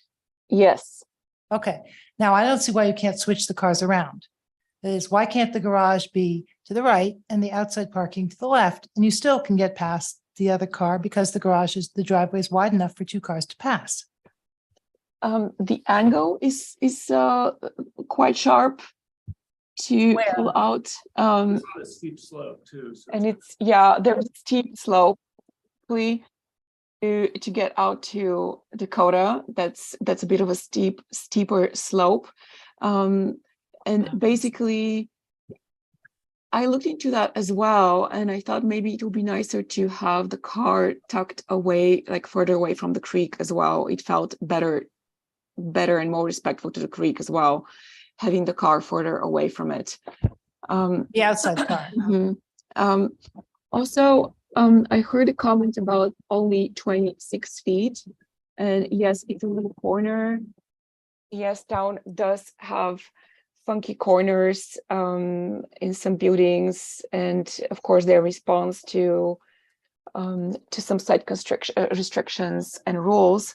I don't think that a weird corner would be great in the situation, or with the design guidelines actually with town. And that would mean that I need to shorten the house further and change. Basically, I would need to push the house 10 feet further south in order to meet that constraint and change the circulation. Right now, we're providing two separate entrances, distinct entrances to each unit. One to the right and one to the left, protected by the garage. The other thing that this garage does, because this would be a concrete structure, this would be a solid wall protecting perhaps potential debris flow, and it protects the entrance to both entrances from debris flow and from water and from floods. And this is one of the functions of this garage being extruded out the way it is. Yeah, I have one question. I have a question for Elitza and I have a question for you, Beth. Okay. Elitza, Yeah. just for clarification, so I'm understanding the site plan here. Mhm. You have decks proposed on the back that overhang over the retaining wall in the back. I'm just trying to understand how this fits on the ground. Yeah, Yeah, here's to the rear. right. Here's the south elevation. Yeah, there. Yeah, but the east one is more clear. Section is better on the right. Show how it overhangs. Yeah, Yes. Where is the rock retaining wall in that it's right respect? here. Okay, thank you. And then Beth, had a question about just some of the site improvements here, the open decking. Well, there's metal grating and then I see decking. Is that above grade on sonotubes or footings? This area that he's pointing Yeah. to now? Yeah, there's Right. a terrace and then a porch. Yes. Terrace has stairs coming down, so that's gonna be more of a material. It's not going to be at grade That's not permeable, right? correct. Yes. Okay, and the Correct, grates is yes. the same way. And then, so this terrace material, Concrete or stone. This is concrete pavers. Okay, so I think it says it was decking. I assumed it was above grade. No, Oh, no. yeah, this terrace is at grade, so that can be anything that's to be determined. It could be pavers, it could be concrete. Right. I mean, a wide is it range. intended to be permeable? No. No, this is against the home. So this, in terms of debris flow, et cetera, rather than a wooden porch, this would be somewhat of a solid concrete stone surface. Okay, and then moving on down to the driveway. There's a reference, there's shown, I think on your landscape plan, it says stone pavers. That long line there in the. Yes. Yeah, no, Yes. keep going. Keep going. Above those. Above that. Above those. There. are stone. Is that at that's- grade? That's at grade. That's just an edge Edge. to the Pavers. pavers. And the vertical there is a trench drain? Trench drain to that driveway is steep as it's coming off of, Dakota. And then it levels out more as you come toward the garage. So that is a trench drain. And then as you get closer to the garage, you can see there's like a secondary sort of more natural drain of stone, Like a sand. pan or something. Yeah, that could take in, further moisture that's somehow overrunning that because we're draining away from the garage as well. So that could end up being a Okay. puddle of an area. That's just another way to take in that moisture. So I know we don't get into site plans here, but my question is permeability. What are the surfaces there? So that's why I'm asking these questions. Thank you. Other questions for the applicant, Charles? I'm not sure if this is the applicant or maybe Phil, but I'll start with the applicant. You said the citizen petition 300 was not. Is that not able to be done, or is that just you didn't pursue that? I'm It just looking wasn't at- pursued Okay. based on past applications that we've tried to vacate lot lines. Okay. As a public benefit to move development away from the river, because others didn't feel like creating a wetland buffer was a public benefit. Per citizens petition 300. Whereas in the PUD regulations, if you're protecting wetlands, it is public benefit subject to your discretion. Okay. And then I think what Todd has been asked earlier, but under public benefits, it says protection of wetlands, and I guess I'm kind of, wetlands is by our code defined as 25 feet out, That's just a. or is that Setback. just? So, Karen, I think Setback Karen might from- be able to answer. so Yeah. So the term wetlands in our ordinance includes traditional wetlands as well as streams and rivers. And so riparian areas per se. Okay. So this the real, 5 foot setback and the 25 foot setback are setbacks that are designed to engender discussion, let's put it that way. 5 feet is an absolute protection for a traditional wetland. And then 25 foot would be preferred, but given our, the discussion among staff when we made this wetland riparian protection ordinance was that would preclude people from using their property if that were in some cases. So there needed to be some leeway there. Does that answer your question? yeah, I'm just trying to. I have an opinion. So on that, in- but in- we'll do Deliberation Maybe later. this is for deliberation. In terms of streams, you want to stay out of the riparian area, which is defined differently than in a wetland. In a river or a stream, you would look at the, and I'm sure Chris can say this better than I, but the ordinary high water mark, which is a term of hydrology. And it's easily recognizable in the field. And so generally that's considered the edge of wetland, and then you go from there. When you have such a steep area like this, it gets a little strange. It's been manipulated. Let's put it that way. Kathy? This is probably also for Karen, because it has to be somebody who was on staff for a long time. I remember that right before 300, there was a rush of replats to combine 2 lots into one where Cornet Creek crossed them. But I also remember some after 300, again, where Cornet Creek bisected the lots, took a big chunk of the lots, and this board calmly, with no uproar, made them a single lot. And today, some of the lots have been developed with a single house on them. It was post 300. Do you remember those? No, okay. No, I do remember though that because of 300, there were several lots along Cornet Creek that could not be combined, Okay. and they should have been. Yeah. Okay. That was So our we've initial. got a lot more development than we would have wanted for safety reasons. Yeah, in the end, if you don't approve the PUD, you will see development closer to the river. It'll go to Hart. It'll be an application maybe up to 5 foot, the absolute minimum. And there won't be this nice green buffer. So the public benefit is creating a nice wetland buffer. It's protecting the wetlands better. Hopefully that makes sense. Hopefully between Chris and I and the graphics, it explains it more, but that's the public benefit that's being profited by this PUD. So, I think I can help a little with that because it took me a long time to understand it. And I wasn't an expert when I started, There's two questions. There's the encroachment that we want to make in the 25-foot area between the house and the creek.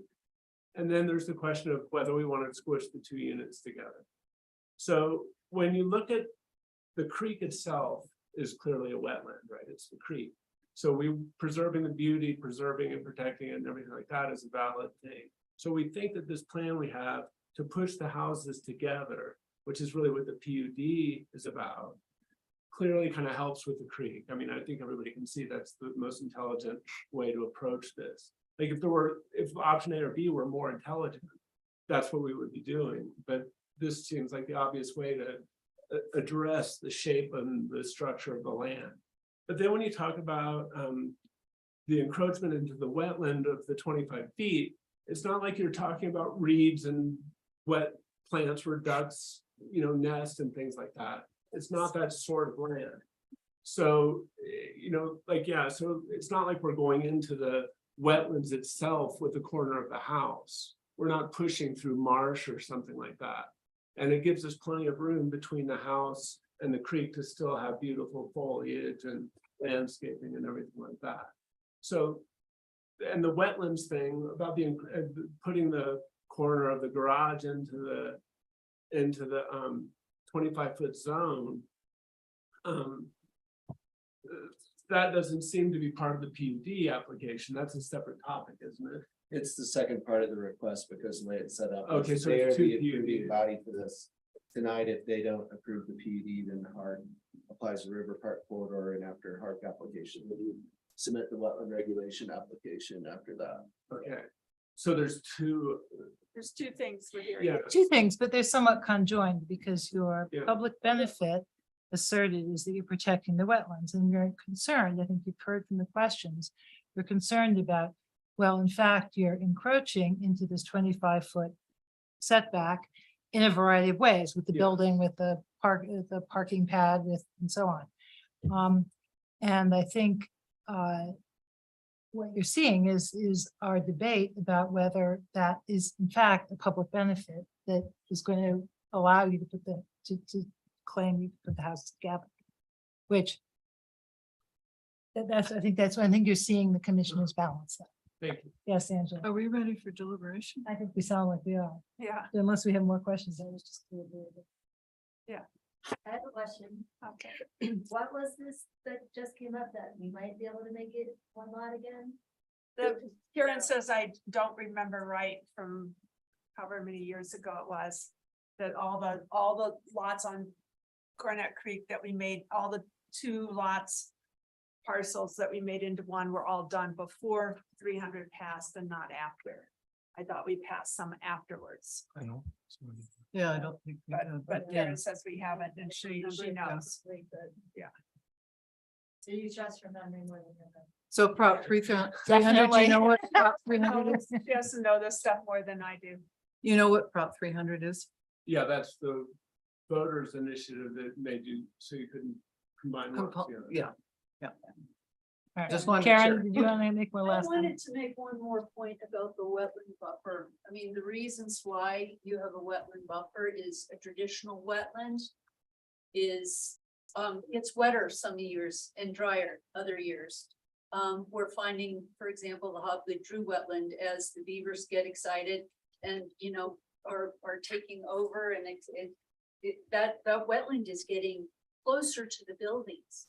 And without a setback, that puts the buildings at risk in many ways that probably the new owners, not the original builders, don't care anymore, but the new owners are like going, wait, and we have gotten calls of, for example, at the South Spruce House that Mr. Burley built, that the wetland is under our house and against our foundation now, and it never used to be.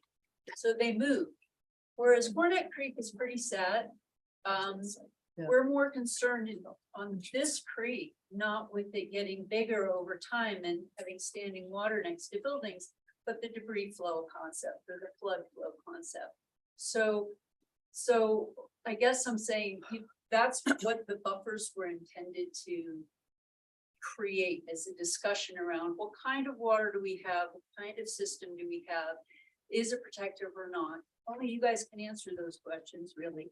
Because it's an interpretation as well as public benefit is, is up to you. But that's why those buffers kind of exist, is for the discussion. So just our last comment tonight is, we ideally would like to get an approval. Understand you've had some discussion on the Lilith structures in the 2-dimensional setback. If that is a condition of approval, it's not going to be the end of the world. But we wouldn't want to get a denial just based on what's proposed here today. So. Could you say that again? My Sorry, heart is open I was to confused. applying the 25-foot setback 2-dimensionally. And if that's the case, then would have to meet the absolute setback, and the plans that come in for Hart, the PUD would reflect that would not be in that 25-foot setback. Yeah, like Kathy asked the question, the 1825 square feet isn't a minimum. It's the, we're not required to make it, but they are very precious. Like when we were trying to design it, but believe me, we really worked hard trying to design this. We're not trying to build some giant mega mansion here. This is an 1,800 square foot building. Every square foot of it is precious. Excuse me, every cubic foot count. Yeah. Not a square foot. But for us, like if you say, no, we really don't like the way that corner encroaches, you need to go back to the drawing board and make the house a little smaller so that you don't encroach there. That's just, we lost a little bit of square footage. We can live with that. But the part about squishing them together, that long, dark 6-foot strip between two buildings doesn't serve anybody. It's ugly for the neighbors. It's ugly for us. It's a hazard for debris running through. Like the dogs and the other places, there's stuff in there. The dogs go running through the other houses and you can't chase after them. It's a mess. So we'd really like to not have we'd really want to build one house, which is what was there before, which is why we thought you could build one house there. We really don't want to have the two completely separate structures. That's why selling lot D kind of comes up. But if we have to give up the 25 feet, that's just a small reduction in square footage.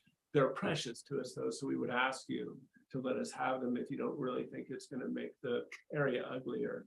And I think if you've walked, I don't know, have you all walked? You've walked there before. We really want to make it beautiful. It's really our goal because it's us that's going to be living there. We're not. Thank you. Does anybody have any more does any commission member have any more questions for the applicant or for staff? No. All right, let's proceed to deliberation. Todd. I think this is an elegant and reasonable approach.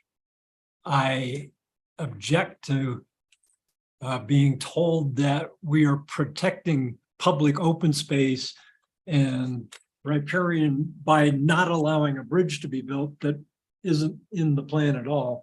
So that approach gets the back of my neck hair up every time, Chris. But other than that, this is a wetland. It's elevated. It's well above the average high level. And it's only if we get a debris flow again, or when we get a debris flow again, that it becomes wet. So the artificial, if you will, 25-foot setback is, to me, it's meaningless on this property as it sits today. So the applicants have offered a compromise. The applicants have said we would be happy to pull the house out of the wetland setback. I heard that. Allow us to stick it together. Madam Chair, Yes, There is a hand up. Was that before the public hearing was closed or? Called for public comment, yeah. It's. Oh, I am so sorry. We went to We're not deliberation without going calling into for public deliberation comment. until public comment, I guess. First, you're gonna have public comment. I'm sorry. I'm so sorry about that. Sam Grinspan. All right, Mr. Greenspan, you're recognized for 3 minutes. Thank you all. I'd like to start by saying that the board members have raised some very interesting and important questions. I'll introduce myself for those that don't know me. I am the owner and resident of Lot A1 and have been so since 2003. My background is architecture and engineering. For many years, I ran a commercial construction company. Just as a little history on that lot and the area, I trust everybody concerned knows that Coronet Creek, this was not the original location of Coronet Creek. It was moved to this location. And also the stone retaining walls that you have been talking about do become a problem over time. The Nesbitt House stone retaining wall has had some serious work done on it through the years that I've lived here. I do have a number of questions that I would like to ask. First, it may be ancillary to this whole discussion, but these 2 residences that are proposed, are they for resale or development by the owner, and who might that be? That's not a question that we're answering today. The applicant has said that they plan to live there, but that's not, we can't make them live there. I That's part of understand. our decision. Not part of our decision. We're not allowed to use that as a criteria in our decision. It was like I said, it was just I think I know the answer to it, but I haven't been updated on this whole project. So I asked that. My most serious question, and I apologize if it was addressed earlier, but particularly when Chris was speaking, he's a distance away from the microphone, and logging on Zoom was very difficult to hear some of his comments. I think that taken in presentation, the option C seems to be certainly the best of the 3, in my opinion, both as a neighbor and professionally. I will leave the wetland discussion up to you folks. You're better advised on the local ordinances for that. However, when the plan that was presented there for option C, I'd like a clarification on that. It looked like the development area was right up to the property line. And am I not correct on that? As I understood it from your discussion, that you were basically taking a 0 setback only between lots C and D, and both those lots would require the normal setbacks particularly on the east side and, on the west side and the south side of those lots. Mr. Greenspan, have you finished your comment? Yes, I'd just like Okay. it. All right.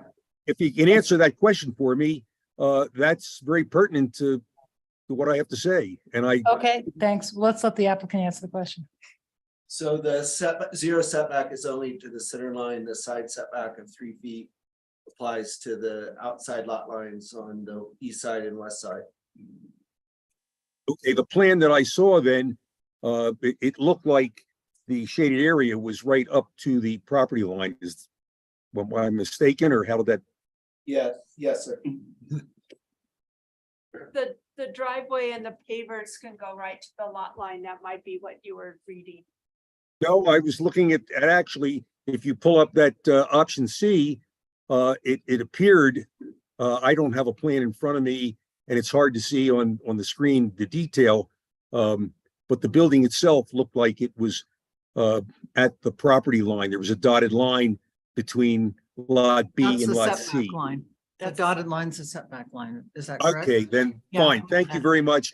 That being said, as a neighbor, as a professional in the industry, I won't present any objection, but I do think that they've really presented a very nice option. And I'm looking forward to being apprised of when they come in with their actual building plans and development plans for the two properties. I think the option C certainly is a far better one than, you know, A and B. And I like the idea of, you know, if you've visited the site, you see it is steep going in there. And hopefully for the protection of whoever lives there, they will deal with the possibility of flooding. Because I was here when in 2007 or so, Cornet Creek wiped out that miner's cabin that was there at the time. Thank you, Mr. Greenspan, for your comments. Are there any more, is there any more public comment, Piper? Please use the raise your hand function. I see none. Okay, then we will now proceed to board deliberation. Sorry about that. Where were we, Angela? You wanna Well, just go down? the road? Were you Yeah. done? Todd, maybe I Todd's not was done. wrapping up and saying, I think this is, as everybody has said, it's a good practical solution to the problems. And it is a problematic lot. Everything along Cornet Creek is problematic, but the wetland, so the second piece about soil disturbances doesn't bother me at all. And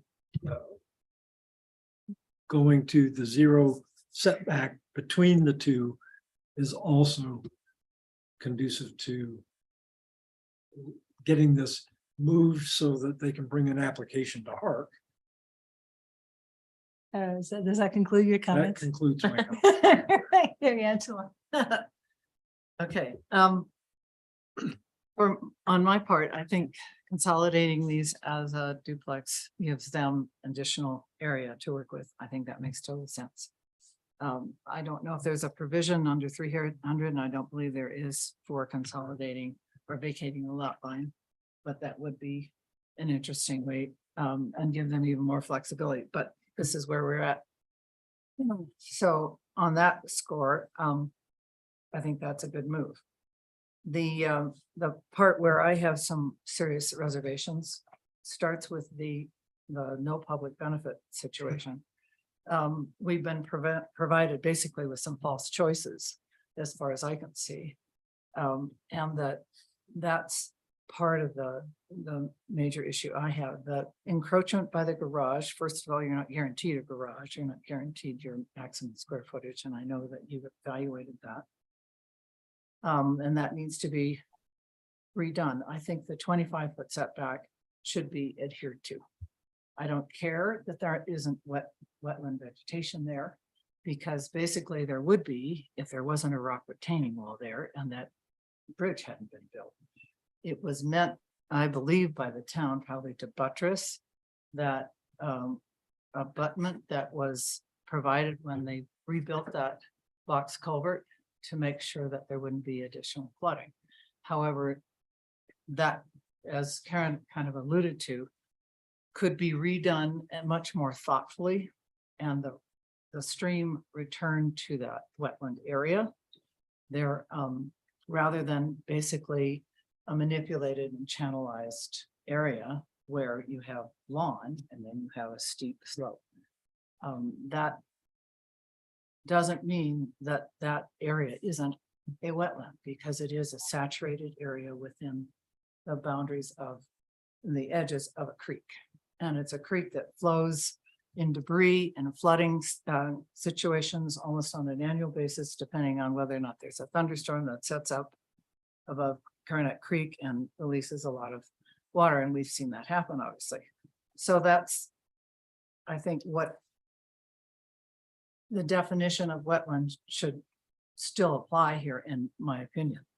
That practical wetland that Chris is alluding to, I think that is certainly his expertise and his opinion. I think it's, a red herring as far as I'm concerned, because of the way that retaining wall basically changes the nature of that land. If all of this depends on whether or not that box culvert that was built, essentially the bridge referred to, actually doesn't clog. And in a debris flow, you never know what you're going to get.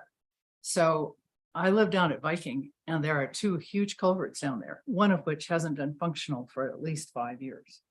It's covered. It's totally obstructed by debris. If we get a major flow down that far, then that debris is going to block everything north of it. This could still happen here.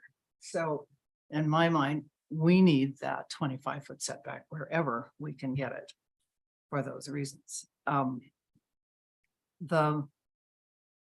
of the improvements here, I think they've made an effort in terms of planning for permeability on that area.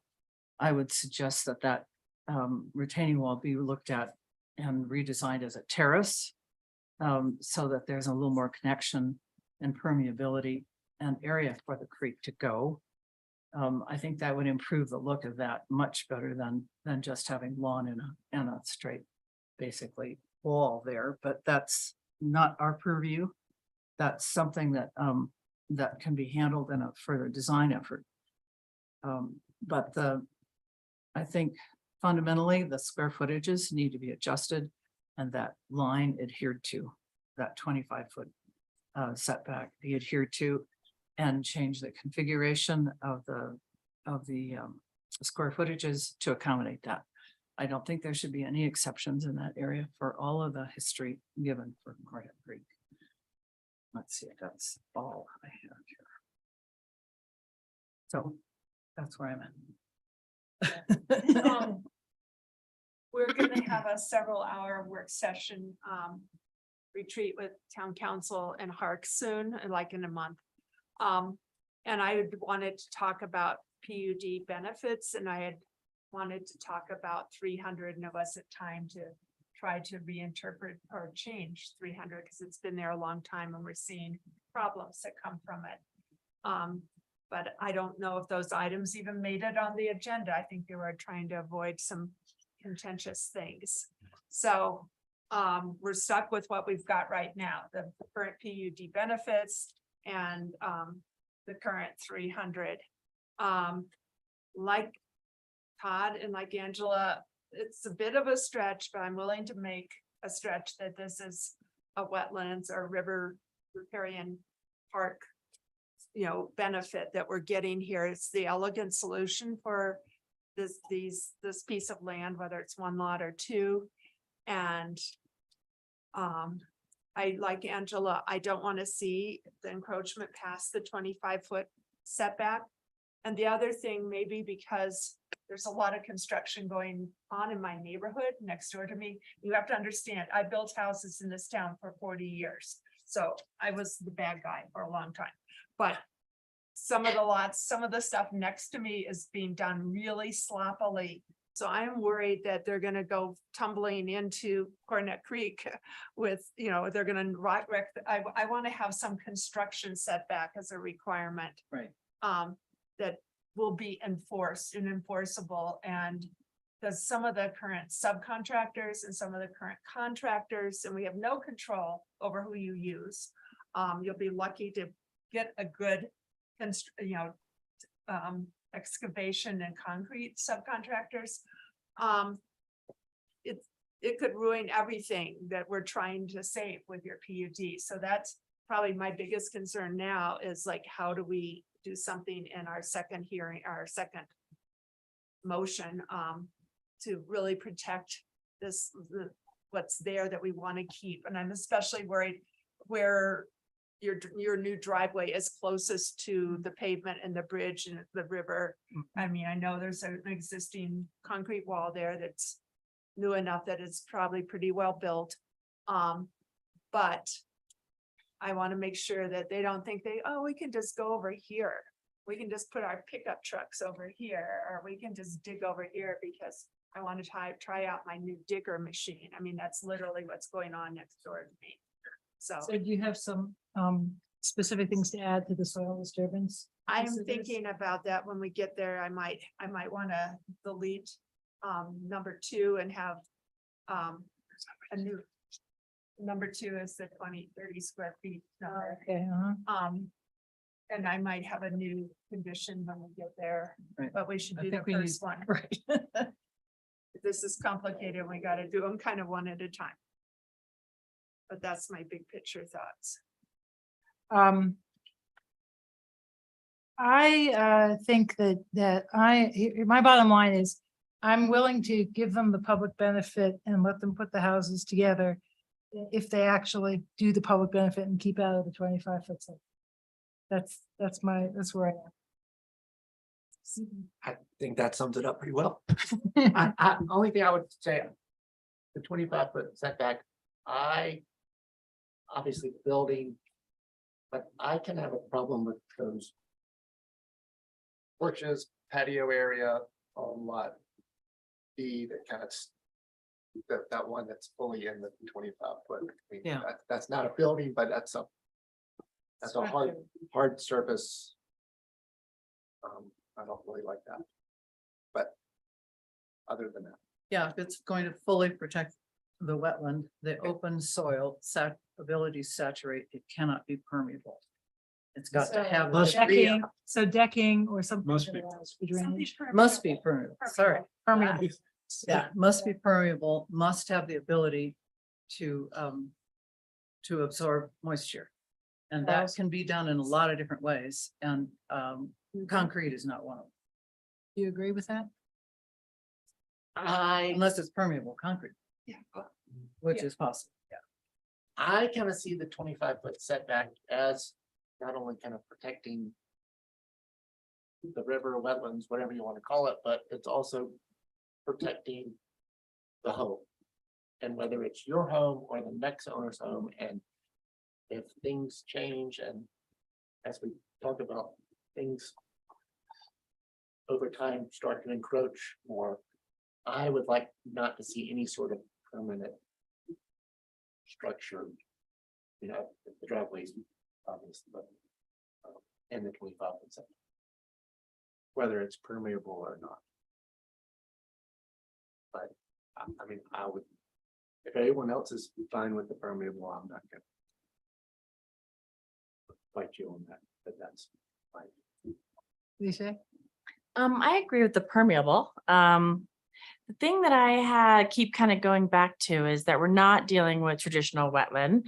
And with all the things that we've heard about, especially when Chris mentioned the high water line, that there is an additional 6 feet vertical, not linear. Is that what you said? Like at least? So, I mean, since we're not dealing with a traditional wetland, can we consider the fact that there is still room there for, that's just where my head goes. I understand that that's not, the traditional sense, and, the 25-foot considered setback that's up for discussion. I just feel like there is a little bit of room there, and I do like the elegant, thoughtful, design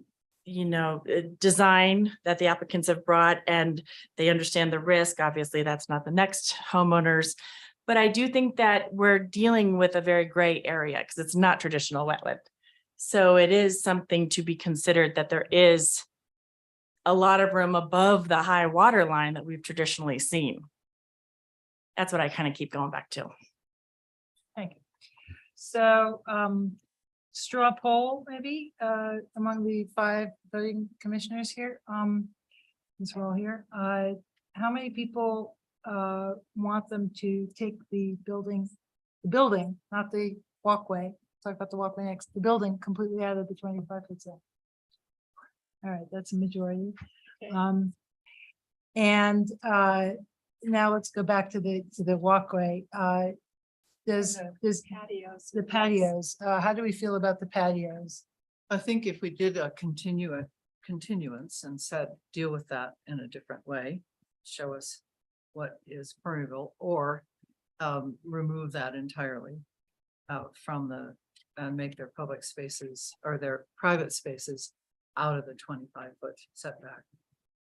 I'm also very concerned about what Kathy's saying about construction impacts. I consider that a hard line Okay, let's do that next. We're doing like, is there enough public benefit for construction. to put the two things together, and then we'll go to the soil disturbance. Okay, So I just have a question for you, Elaine. I'm thinking that the decks and outdoor living spaces are really soil disturbance, as well as the living space that goes across the 25. So it's like the PUD is one thing. And the soil Consolidation. disturbance is within the wetland setback, and the potential Okay. for permanent structures, be they, patios or. so you want to help decks. with that with the soil disturbance? Yeah. All right, so, let's see, I'm gonna try to put a motion forward. So PUD. can I ask a Yes, question? Angela. I still object to the reference that this is a public benefit because it's a self-imposed constraint. They knew that this was there when they bought the lot. The creek is not an encumbrance. It's actually a physical, natural feature that's part of the original geography and essential to the way the ecosystem and our geography works. So it's an encumbrance to them, but it's not an encumbrance per se. So the 25-foot setback is. No, not the 25-foot, Just the PUD just the itself. PUD. PUD. To So- have the zero interior lot. So in order to have the zero interior outline, they have to show us there's a public benefit. That's Right. the only way we can grant that. So we have to find that there's a public benefit. If we don't find there's a public benefit, they can't have that. That's the code. They've argued that the public benefit is that they're producing a better structure that better protects the wetlands. And my personal view, and we can discuss, this is just my view now, is that if they completely take the building, not the patios or the walkway, the building out of the 25-foot setback, which is a discussion point, which is negotiable in some circumstances, then that is a public benefit that we can recognize. That's my view. Others can disagree. And that's what you're asking, whether or not we agree. I'm going to agree with it, but to my mind, the public benefit is by doing this and having that space in the front was wetlands, but now because of vertical height increase is not wetlands at this moment. It's creating a flood area that this creek needs. A place for it to flood, to go out of its banks and not immediately destroy a structure. I It's, don't think that's a public benefit we can recognize. I know, that's why I wish we had a different list of public benefits, right? We need. So we grab have the to one we say, have. but let me just say that I think that your concept is fairly included in the idea of the 25-foot setback. That is one of the reasons, Karen, you said, one of the reasons for the 25-foot setback is to allow for things to happen with the wetland, whether it's creek or wetland is growing or whatever. That's one of the reasons. So I think it's fairly, Well, I think sorry. go ahead. So what I'm hearing you saying is that the first or the first motion that we have to deal with about the PUD of allowing zero lot lines in between, you would like to have another condition, and it's probably added on to number one, which is the public benefit, is a B. That A is preservation and protection, and B is maintaining the 25-foot setback within the PUD piece. And then when we get Correct. to the soil disturbance, we'll further reinforce that. Yes, that would be my suggestion. Okay. The original requirement is the 25-foot setback. So that's my hangup, and it's not that I don't disagree with what you're saying, is that they comply with that. So It's my there's not a impression- public benefit if they already have to do that. But Now, this is important, because we talked about the 5 foot and the 25 foot. Yeah. It's my impression that the 25 foot setback is somewhat negotiable. So Right. by preserving it, that is a public benefit. They're not going into it. So that's the public benefit, and we can recognize if we want them to put the house. We are happy with them putting the house together. I understand that. And just so, being that it is a PUD, it would be, I mean, it's a permanent. I mean, someone can't come by later and say, hey, I want to. Pave the driveway? No, that's, Build another room on the front. That's a different finding. they can't come back later and separate the house. Houses. And then want to put in another bridge. And I just think in 1A of the following conditions, the protection of wetland and riparian areas. This might be more of a riparian area than a wetland that we're dealing with, because it's within the river park and it's within where the river has been known to flow every 50 years or more often, you know. Yeah, So it is a riparian area, but I think that Todd is correct, and that what we could put in is a condition that says 1B. Specifically maintaining the 25-foot setback from the creek at all points within the property. Does that make sense to everybody? That makes sense. Is it nodding? That's good. Yeah, Todd, I move go ahead. to approve the preliminary small-scale planned unit development located on Lot C and Lot D, Block 4, Dakota Edition, according to the replat of lots 11, 12, 13, 14, Block 4, recorded September 3rd, 1982, in Plat Book 1 at page 401, County of San Miguel, State of Colorado, with the findings and conditions set forth in the staff report dated February 6, 2023, to allow the following PUD variation: a 0-foot setback to the interior property line running north-south between Lot C and Lot D, with the following findings and conditions. The findings as stated, I'll parenthesize, this is a preliminary small-scale PUD. The applicant must come back and submit a final small-scale PUD. And the following conditions. 1, as written, adding B, at no point within lot C and D may there be any permanent construction inside the 25-foot setback. 2, 3, 4, and 5 as written. This motion is based on evidence and testimony provided at a public hearing held on February 23rd, 2023, with notice of such hearing provided as required by the Telluride Land Use Code. I second. Is there any discussion? All in favor? All right, that passed, the motion passes unanimously. All right, now on to the soil disturbance.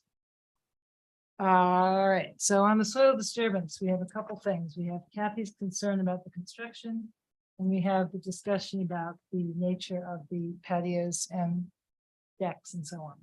So I think there's 2 levels that Angela is kind of bringing up. Should there even be or Charles is bringing up one, should there even be patio and decks other than the access way from the driveway to the entrance of To the second unit. of the second unit or the D unit in this 25-foot setback. And then if we think there's that could be allowed, then it should be permeable. And personally, I would prefer not just the access way, the grading, and then some kind of walkway that's permeable that gets to wherever the front door is. And that, but I could compromise on a limited permeable outdoor space within the 25 feet. This is where I wonder if we should continue it for them to reconsider and, Craft their own language. Yeah. or Craft what they, right, come back to us. Or if that's something that's handled in a, Well, I think they Final. have to not the have some preliminary. sort of disturbance in order to go forward at all. So. It's also north facing. As I read this site plan, Yes, which means it's not terribly usable for most of the year. So that's another consideration. It depends on how you, so the patios are not. yeah, I haven't studied the floor plan, so I don't know how this works, but, interior. Charles? Can we ask, I mean, like there seem like there's kind of two options. We could kind of say, hey, no patio, and if they can move forward. Or two, do they want to come back and present something else? And maybe Right, if they don't want that patio, then they could move forward. we can move forward and not have to have. All right, do the applicants want to make a comment here? Yeah, can we ask Elisa real quick? We don't need those patios, do we? That's not critical to the design, is it? you need an access. Oh, she needs to get, yeah. Can you make a Lisa comment, please? I asked her to unmute. Okay, try to unmute now. Okay, it worked. We, I mean, we don't, and or we can actually maybe even turn that concrete patio that we were talking about. How about if it's a terrace with soil or with some greenery on top of it? And this is something that could read as a terrace, and it's green, and it would allow for the water to permeate through it, and that would be a nice buffer. The idea of having this raised, a little bit of a raised level or solid, almost like a wall, whether it's concrete or if it's boulder wall against the house, is also another buffer from debris flow and flooding. So you would It's like to the house. considered to have a construction. retaining wall, you would consider a retaining wall with like soil behind it? Something like this, yes. Yeah, even if it's 18 inches, and this is what we're showing there, it's 18 inches above natural grade. And if we keep it, I think that's still just a nice buffer for the safety and for the house. Angela? That I think would be considered an obstruction. So I would not suggest that be, if you're talking about a concrete retaining wall, that's not a great idea. So Not a if you concrete. wanted something more natural in terms of and Beth can weigh in on this, but the thing is, we're designing here, and maybe the point is that, which Charles was alluding to, is you want to come back to us and show something different, or do you want us to just, we would kind of leaning to get toward is just no patio I think given it would be a 2-month. delay, access, Um, access only. probably I'd say no patio. say no patio, but the other improvements, if you have concerns with those, let us know, because the last approval said no permanent improvements in the setback. And so we want to make sure that you're okay with the plan that's presented with everything in the setback except for patio, and then we know that meets the no permanent structure stuff. Well, the building is also not in the setback. Oh, no, I understand that, the building, totally get it, but there's it's arguable what's permanent. It's like a driveway permanent, is a walkway to a house permanent. Are you Yes. considering of our condition? No, I just want to make it clear what we can do in the setback and what we can't, and everything in the drawing as presented is proposed, and so far I've heard no patio. I think that's easy from what my client said. We have an elevated walkway that's in the setback that's got to be there, to access the home. We're gonna have site retaining grading, that's not permanent like the structure, we get that. So if there's. And any you're gonna other have a thing- driveway. Yeah, in the The driveway, driveway is Right. gonna have a retaining wall, part of it is. yes, On the We- far I side. think we understand that. okay. I think it has a retaining wall here. Angela? Yeah. Two questions to that point. What is the porch like? Is it 2 footings and a above grade Lisa, that's a question. I'm to sorry. the entryway? So you have steel grading coming from the driveway, Mhm, turning to lot D house. mhm. And then, but it says there's a porch. Yeah, there's a That covered? covered porch, correct? Okay, so is that considered, my question to staff, is that considered a permanent part of the structure? And if so, that should be out of the setback. No, I know landscaping elements are usually not, except if they're a retaining wall that directs drainage that might obstruct somebody else's situation, but. I believe that porch was proposed as a concrete porch, correct, Lisa?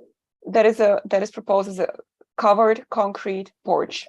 In concrete in this instance, I think Is it's not. good to help as part of the structural foundation Oh, okay.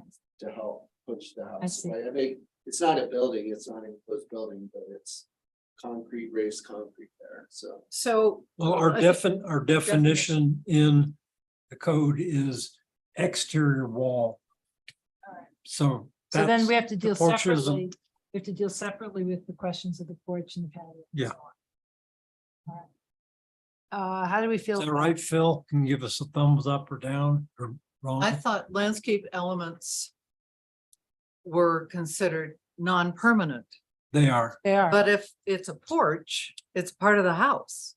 Correct. That's my interpretation. Yes. So the So porch that's a needs to be structure. out. Porch needs to be out of the Right. retaining, out of the setback, okay. So that answers the question about the porch. The porch, no. Is that? And correct? it- I would Or say a so. roof structure. You can put the porch past the 25-foot point. If it's, if Right. it's Oh, concrete, it yeah, has you to can be still out. have of a the- porch, just can't be. Still have a porch, it just has to be out of the 25 line. Yeah, you just move I it. think that would- And then I So don't know. looking at our proposed motion, we're talking about deleting condition 2. Right. For the soil disturbance, deleting condition 2. Which- Approval grants a maximum, no, it doesn't. Right, so we delete condition 2. I think Kathy, you're, He wants you're, to expand condition 1. It's, yeah, and I mean, they're gonna sprawl all over everything and wreck stuff. Yeah. That's what happens. And it's not a straight line. I mean, because you have to give them room to build the driveway. And 5 feet is really tight. You have to have 3 feet for them to work, but 5 feet to put in your shoring if you need to, and then still have the safety 3 feet. I mean, this is a weird line that I'm drawing on here and I don't know how to define it. That's, where the construction people should never go. Maybe that should be proposed in your final, as a construction fencing and construction encroachment. If that, I That's, think staff understands the intent, if we could get with the contractor to chat through it a little bit and just say. temporary construction fencing will be easement. provided to protect the wetland area. Yeah, I And mean, then- I then it would be understand in- that there's gonna be points where they're gonna dig into the wetlands area, but they don't get to over dig and they don't get to put their big fancy pickup trucks that they're very attached to. Over there, So we park get 'em. the, you want that pulled back, the lay down, all that pulled back in the wetland area. but- Yeah. Yeah, and I It's not think gonna be easy. that's something that you guys can talk about and kind of Yeah. decide what is reasonable, propose it, and we can, now that you know Yeah. what our Or staff intention can is. approve And it. final PUD is just administrative stuff. Yeah, we So don't it's- ever see it. Yeah. But I think staff understands what our concerns are, yes, Phil? We can come Phyllis? back with something. Correct. that's Right on the wall anyway, because that's just a bad idea. No one sees on the other side of that and then lean against it. And Right. Yeah, and that's. All right, so our findings is simply deleting finding 2.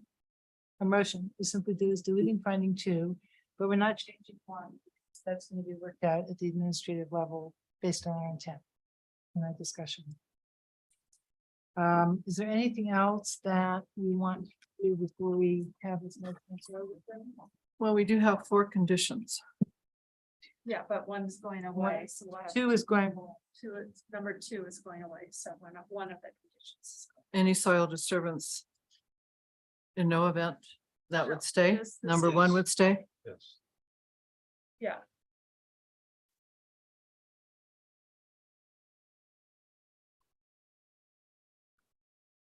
Todd? I move to approve soil disturbance within the 25-foot wetland setback located on Lot C and Lot D, Block 4 Dakota Edition, according to the replat of lots 11, 12, 13, and 14, Block 4, recorded September 3rd, 1982, in Plat Book 1 at page 401, County of San Miguel, State of Colorado, with the findings and conditions set forth in the staff report dated February 6, 2023, with the following findings and conditions. Findings 1 and 2 as stated, and the following conditions 1, 3, and 4 as stated, deleting number 2. This motion is based on evidence and testimony provided at a public hearing held on February 23rd, 2023, with notice of such hearing provided as required by the Telluride Land Use Code. Second, Thank you, Kathy. Is there any discussion? Yeah, where, just so I'm clear, where are the no porch and patios dealt with? It doesn't, we're not allowing any building encroachment into the, Okay, so that's, I just want to make sure it's clear. those things have to but be. we are anticipating that the driveway and a walkway will be Right, in the 25 feet. so just want to make I sure that. got it everyone's- down as conditions here, so they'll get them. Thank you. Yeah. Any further discussion? All in favor? Passes unanimously. Thank you very much. Sorry for anyways, have holes. Awkward site.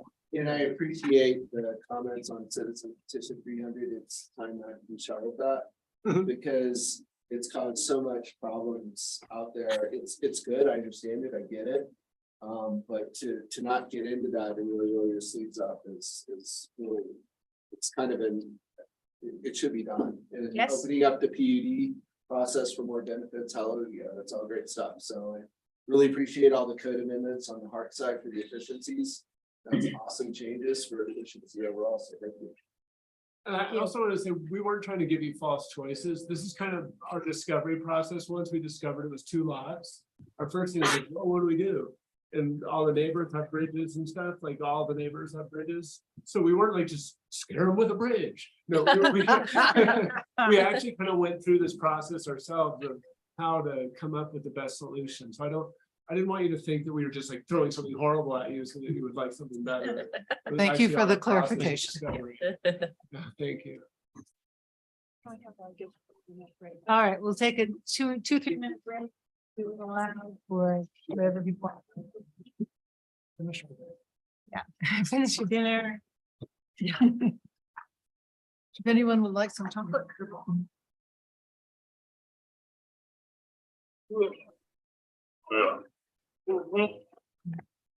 Sorry, I was a few minutes late. I was in the SMPA meeting. Yeah, how'd that go? Oh, good, encouraging, working on a big project in Rico about getting geothermal electricity out there and. Where's that? Rico. Hey, Yeah. well, yeah, we know they have, we know It's, when they have hot water. it's coming right out of the ground. Yeah. So that and talking about possible collaboration on, oh shoot, what's the phrase? Microgrids for community resilience, like little Yeah. solar microgrids. And accessing DOLA funds for that. So Good. hopefully we can access some DOLA funding to get more solar power in the, both in town and in the region. Yeah. I think if we can fit it on the roofs and, especially of large buildings, Well, and even small ones. And I just found out at Yep. this meeting that the school district just received $750,000 to pursue solar. More solar. More solar. Excellent. Yeah, so exciting stuff. Well, they bought community solar out by The sort of on El Sora. Paradox. There we go. Yeah. Yeah, Okay. otherwise Viking would have had some solar. Yeah. But all these little incentives to chip away at that energy thing is that's great news. Yeah. Yeah, so fun to be involved. Such a different attitude than when. Yeah. 2010, when I got here, it's like, no, we're cool, go away, right? Are we still recording? Probably, yeah.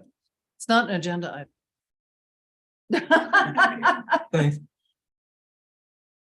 That's far from the first time that Chris Hawkins has tried to threaten Yes. P and Z. Yeah, Yeah, and we'll go to Hart and get approval for 5 feet. That's a threat. yeah, That, yeah. So- The horrible bridge. You have to allow us to build a bridge. Yeah, otherwise we'll build an ugly bridge. No, right, that's the false choices I'm talking about. To allow you to build a bridge. so Ron Quarles is going, nah. No more discussion. now we're off the. We're off recording. I'm still here, though.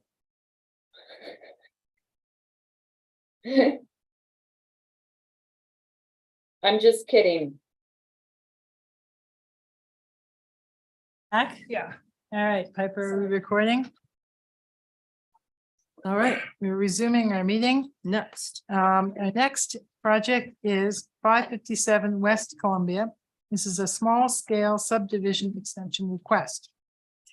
Consideration of an extension of a preliminary small scale subdivision pursuant to Land Use Code Section 6-404H. Lots, legal description, lots A and B, block 10, West Telluride addition to the town of Telluride, according to the replat of lots 17, 18, 19, and 20. Block 10, West Telluride, recorded July 3rd, 1980, in plat book 1 at page 233, County of San Miguel, State of Colorado. The address is 577 West Columbia Avenue in the Zone District Residential. The owner is 577 Telluride LLC. And the applicant is Chris Perpar and Stephanie Halfen. And the staff manager is Phil. Phil. Oh, let me get him unmuted.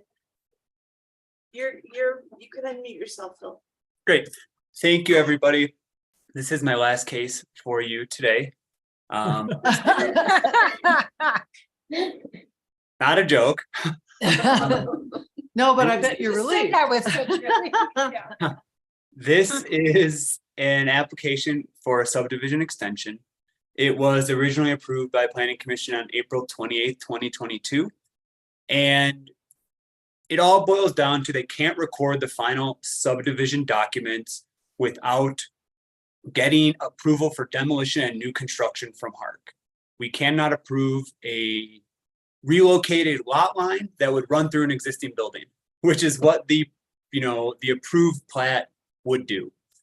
So the applicants are requesting an extension for 2 years, starting from the current expiration of April 28, 2023. I'm happy to answer any questions. I know Chris is here to answer any questions, but that's a pretty brief intro to this extension request. Does anybody have any questions for Phil? Nope. Not at this time. All right, let's hear from the applicant. Hi, Chris Perpar here. Great job, Phil. Anyway, we're requesting a 2-year extension. We currently have submitted some stuff to HARC and working with town staff and P&Z on some updates. So hopefully things will start moving forward. And this would expire when? April 28th of this year. 25. April 1st, is that right, Phil?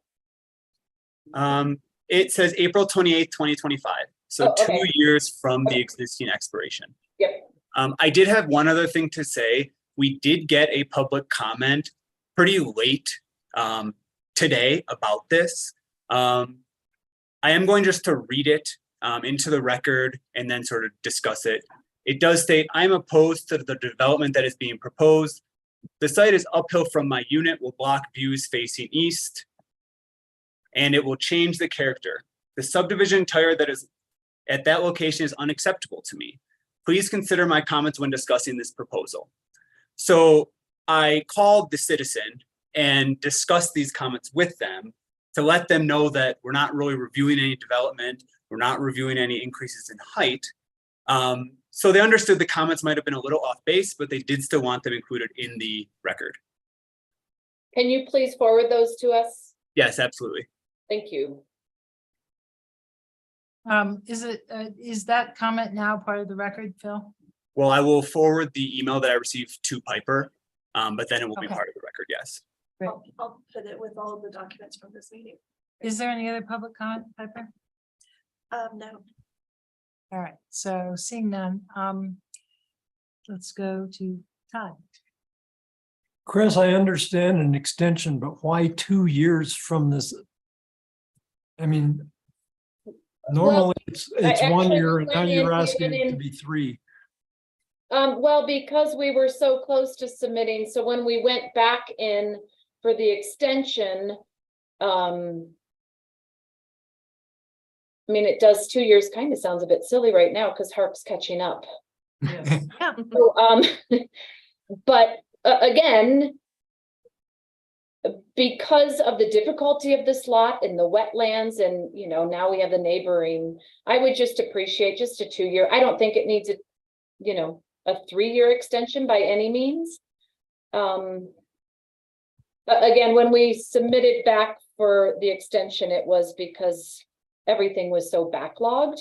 And we felt, after chatting with staff on Hark, that would be an okay extension, and so Phil. So that's where we are today. Any further questions for the applicant or for staff? No? All right, let's go to discussion. Do we have anything to discuss here, Kathy? I'm gonna kind of disagree with Todd. I am tired of getting 6-month extensions over and over and over again. So I like the idea of a 2-year extension. Hopefully you're back like in 18 months with a Hark approval and, you know, something that can be finalized, or you're not back to us because there'll be a staff review at that point.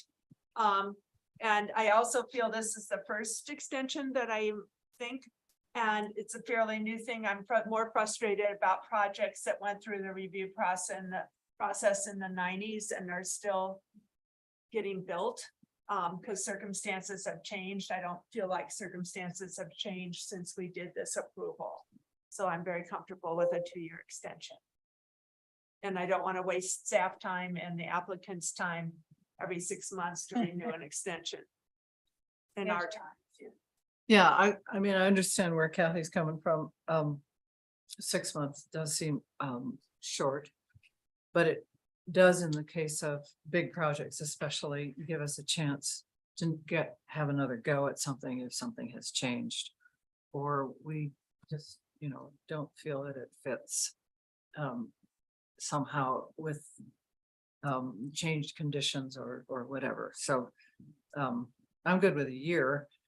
If everybody wants 2 years, that's fine. And the applicant thinks that's reasonable. But under the circumstances, since we have changed a lot of the review process of Hark, they are caught up and their meetings are going much more efficiently and are not going as long. And Chris can testify to that, but you know, if 2 years is what she needs, I think, given this kind of a project. Any Or other at least for thoughts? Yeah. Kathy?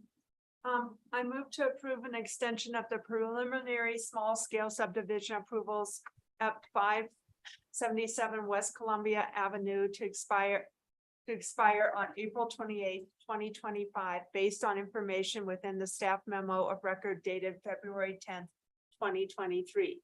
This motion is based on evidence and testimony provided at a public hearing held on February 23, 2023, with notice of such hearing provided as required by the Telluride Land Use Code.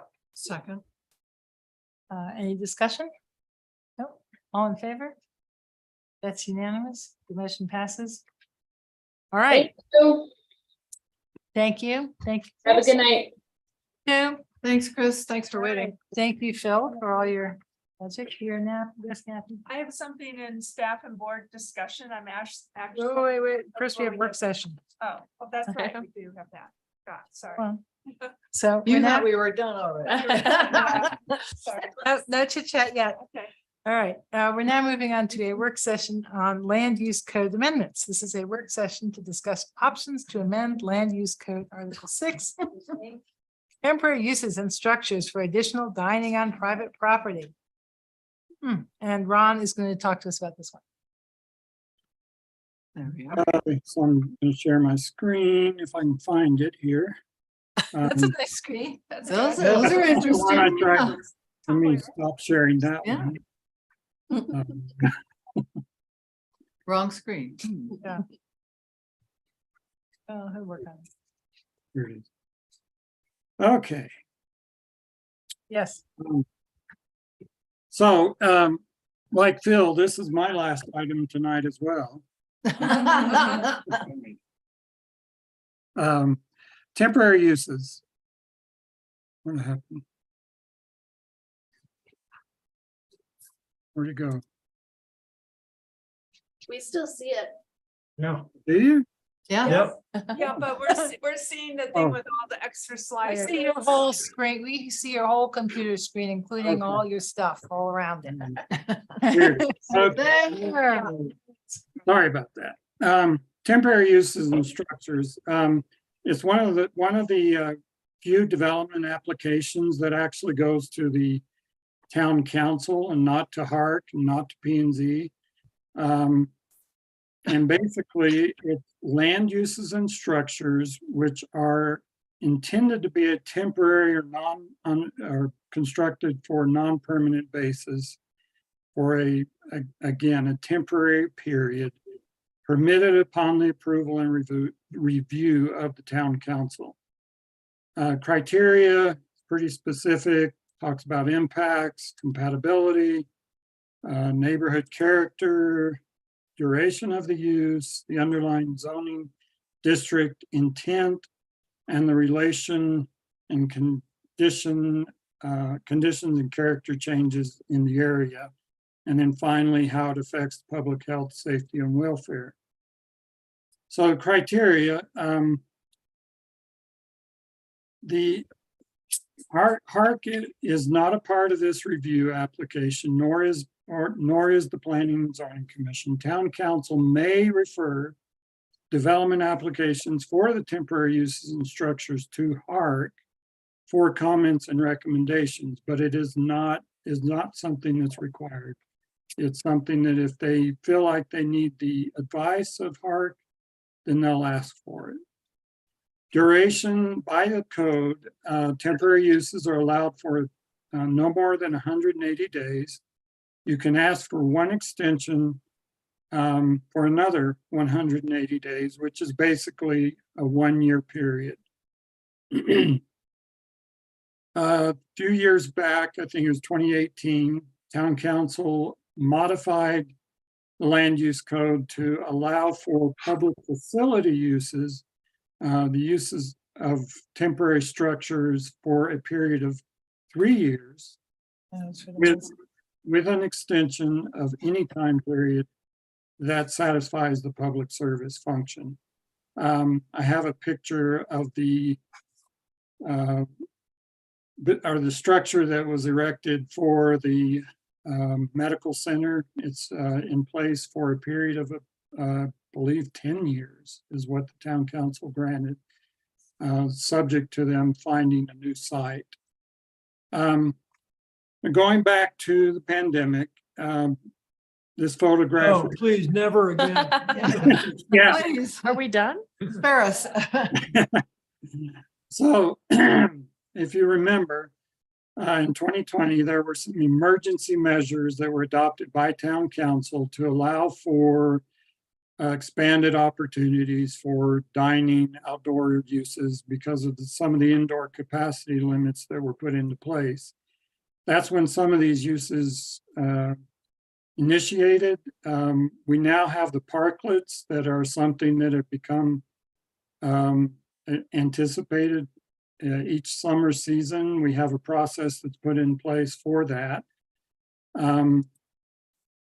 If you remember, town council originally initiated the emergency measures back in June of 2020.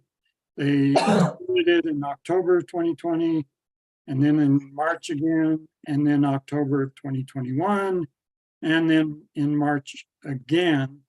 And Todd remembers this very well, I'm sure. Yep. In May of 2022, town council provided direction that we initiate the standard and customary procedures that were in effect.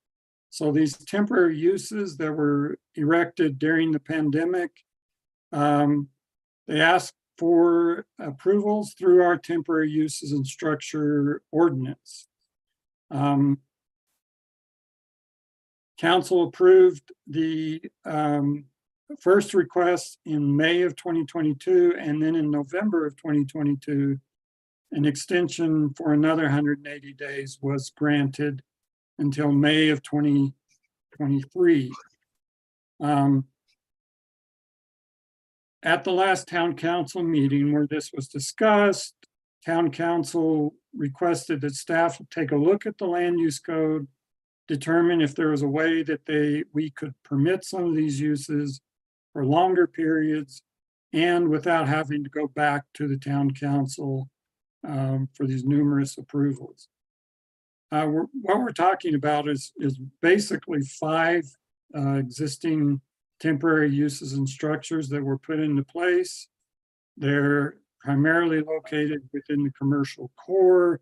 One is located along Colorado Avenue. The others are located off of Colorado Avenue, but within a 2-block area of each other. Briefly, I'll go through these uses. The Quonset hut at Transfer Warehouse.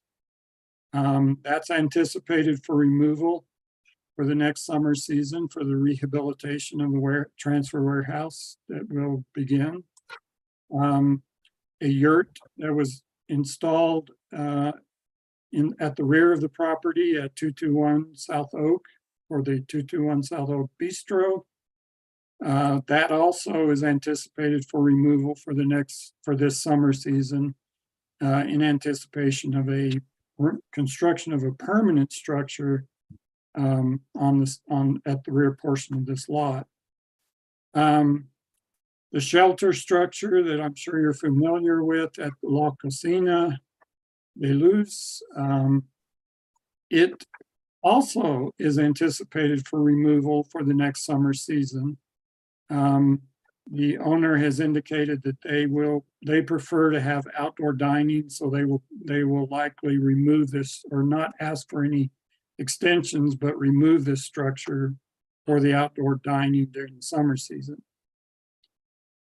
The only 2 other approvals that were granted were for the globes that were installed at the La Marmotte restaurant.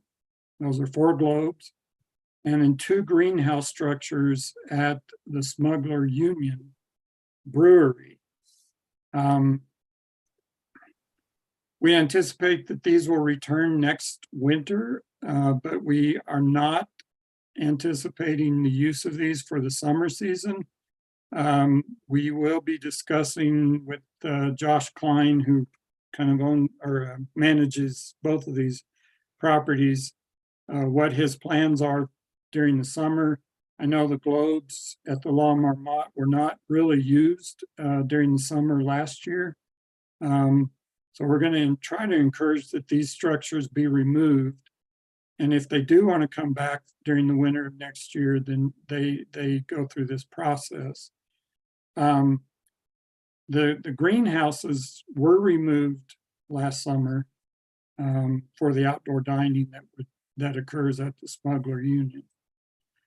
So what we wanted to do is bring some options to you before we actually bring you land use code amendment language. We have three scenarios, three options that are included in your staff memo.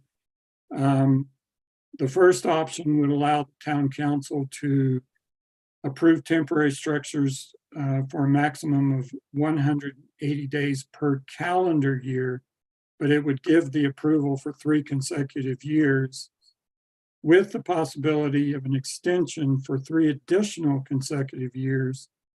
If these are utilized for 6 years, then they have to come back and start over again with the town council. The second option would be, Ron, excuse me, on option 1, does the extension have to come back to council for approval, or is that a staff approval for an extension? the first option is a council approval. The second option would be administrative approval. Staff would grant the extension. But it's still 180 days per year, so it's seasonal use. Yeah.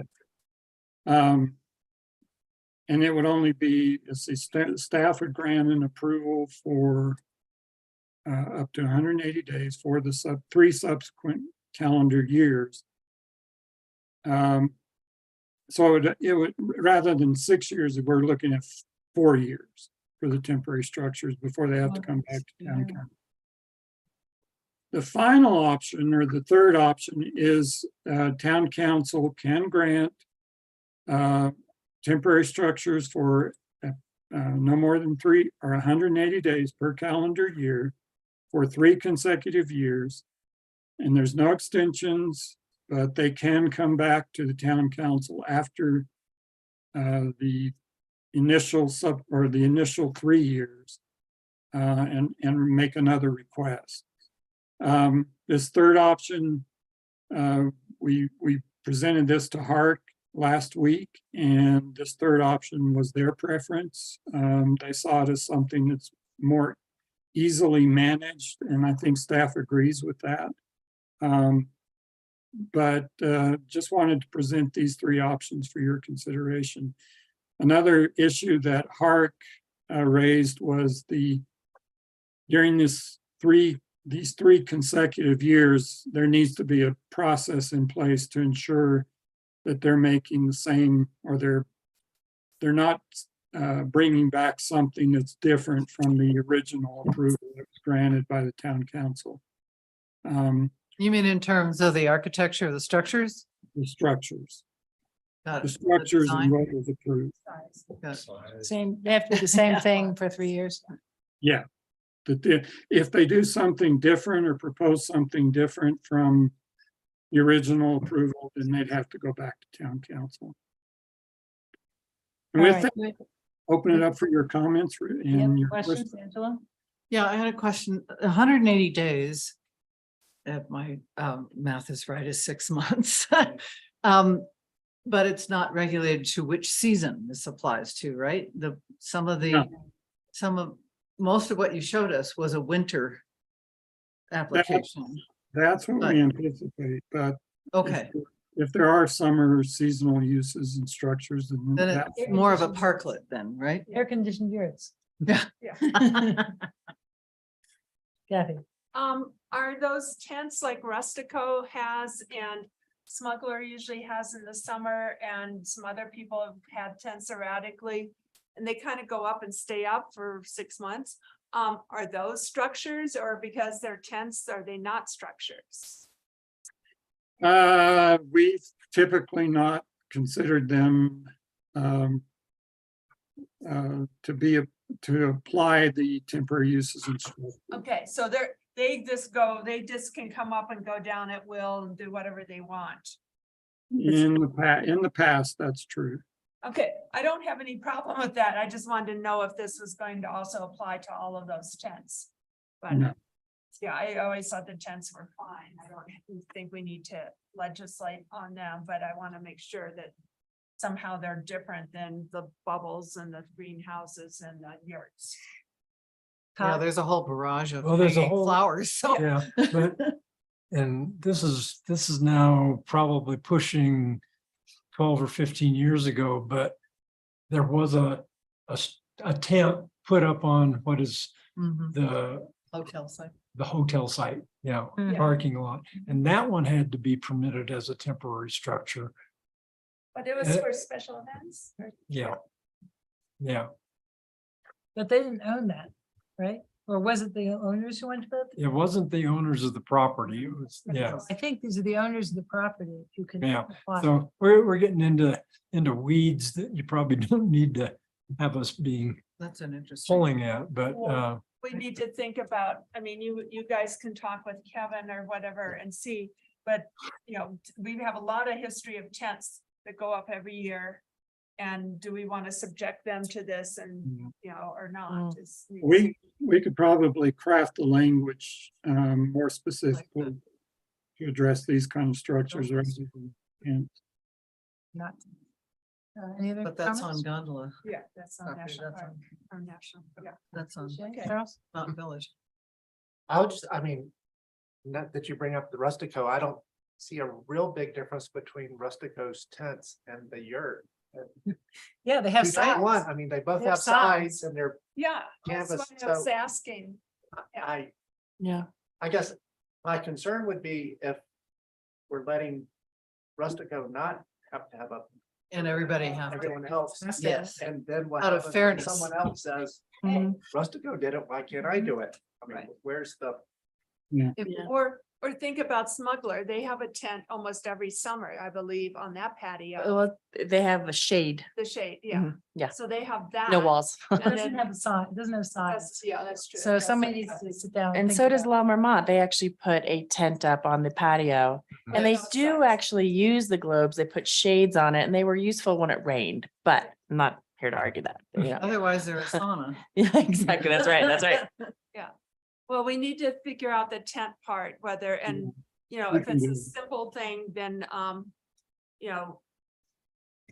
think it's fine if they have to be included, but make it simple. I think I like number 3. Like you said, if Park liked it and staff likes it, and after 3 years, we can evaluate, and maybe it's just a tent and we've been there for how long? It's been there for 25 years and we can let it be there another 25 summers, we don't care, but, But they come down. if it, yeah, They do come, that one does come down. it does come down, yeah. Anyway, so we do need to apply this standard uniformly and not arbitrarily. okay. Other thoughts about this? We have more experience with. looking at What restaurants. do other people think about 1s and 2s and 3s, the 3 options he gave us? yeah, Rod? we're all talking about increments of 3 years or 2 years and who knows what the future brings, but the idea of having to do it every season seemed like a good idea to start with, and then it became an administrative burden. So option 3 makes sense to me over option 1 because you got 3 years, and if you want it again, just come back with a new application. And it's not all the issues of extensions. And I like keeping staff out of it as much as keeping council out of it. I was gonna say, that. How Yeah. about keeping council? Yeah. My only concern is what they look like, but that's not really our purview. Sounds like Hark was concerned about the fact that they might change, but they still don't have any purview either. So council is the only aesthetic judge here of what can actually go up. And then that remains the same. Under Well, this I proposal. guess would Hark staff happen to see it so they can make a recommendation to council? Like this is aesthetically an appropriate counter to our guidelines. Or You mean the circus tent with the? Yeah, correct. With the stripes. With the, Yeah. with the strobe lights and, Right. everything, yeah. And So Dan? I believe as of yet, we have not taken the look of them into consideration at all. I believe it has Obviously. simply just been their use. And have not, but I hear and share your concern, Angela. certainly, and would love to set up consistent guidelines to be applicable in all instances, but that's a can of worms. Aren't they all? Uh-huh. Bit about location, I mean, it seems like to date, what we've been talking about is people, restaurants applying for a permit to build some sort of structure on property that is adjacent to their restaurant and that they own. But For the rent. ordinance would allow. Right, it's part of the Okay, restaurant cool. lease. Yeah, as part of the, but the Operation. ordinance would allow presumably a temporary use structure on somebody else's property. So anyway, maybe there should be some thought about. You could have a lease. I mean, Could, could I we mean, have a suppose- lease with someone? presumably the other person would agree. Yeah. Yeah, I think, just like when you submit any application to town, you have to have proof of ownership. I think. Or control lease. Your lease, you'd have to submit the lease or the proof of ownership that you have the right to apply to put a yurt on this yard, Well, I'm wondering about how much the Marmot globes are on their property or on others' property, because I didn't realize they had such a big. They own everything that's not developed. The ice house is like about as big as it can be, and all that vacant land is. I did some additions down there and I know about the property lines, and that has nothing to do with the ice house and Oh, that's everything to do with Durfee Day. Okay. Okay. Okay. Anyway, well, Ron, I think we're all happy with number 3. It reduces the burden on staff and Park is happy with it. And we'd love to see some guidelines and to see this ordinance applied. Without arbitrary or, weird results. Okay, we'll bring back some language with the ordinance, draft ordinance. Just one consideration, I mean, the reason Hark doesn't review these things is because they're intended to be temporary. And where we're concerned is we don't want these to be something that's more permanent without any kind of Hark review. But there is a good point, which is like, let's assume that strobe lights, for example, are non-desirable. Yeah. Somehow we should incorporate that. So, or there should be some guidelines like Dan suggested or definitely. something. And there is that in the ordinance currently. A town council can add conditions of approval and staff would likely also recommend conditions of approval. And maybe if you've done your first 3-year approval and you're coming back, then maybe then there's an aesthetic set of guidelines that goes in place, because obviously you're bringing the same thing back, for years and years and years. And we want to make sure, it's not just tacked together out of old pallets and. Yeah. they're for Right, one that they're season. Yeah. Good shape. Yeah, I mean, we are moving into something that's it's not temporary if it's there half the year. Well, I mean, that's and not. that's- They're 3 years in a row, yeah. I think that, the pandemic is part of the reason why we're struggling with some of these. They wouldn't have ever occurred except for the pandemic. Right. Not likely. Okay. Is there, I guess I would hope that you consider, like, we're chatting here about other possibilities, that there aren't unintentional consequences to other properties that allows this in a different, setting, other than what we anticipated, which was the restaurant connection, restaurant capacity issue. Well, the med center.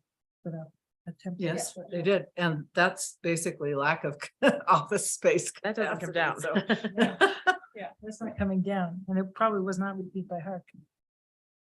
No, The tent? The No, lack No, of- the container. Oh, it definitely was.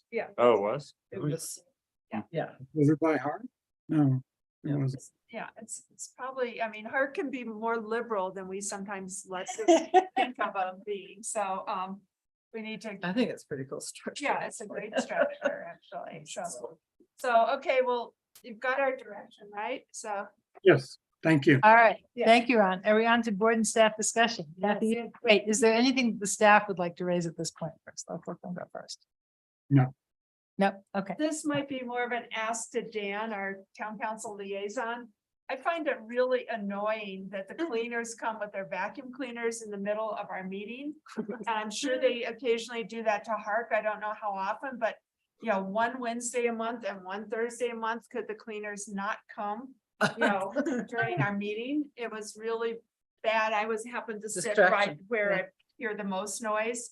Then when I went upstairs to use the girls' room, you know, first of all, they were occupying the downstairs one. I mean, it was, yeah, it's really a rude way to treat our board.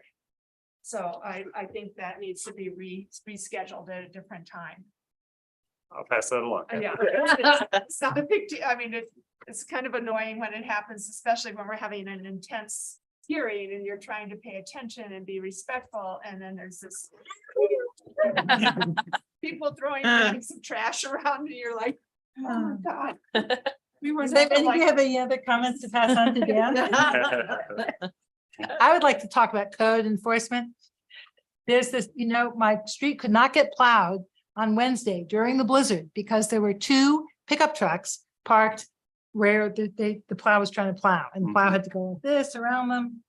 And I would love them to get a major.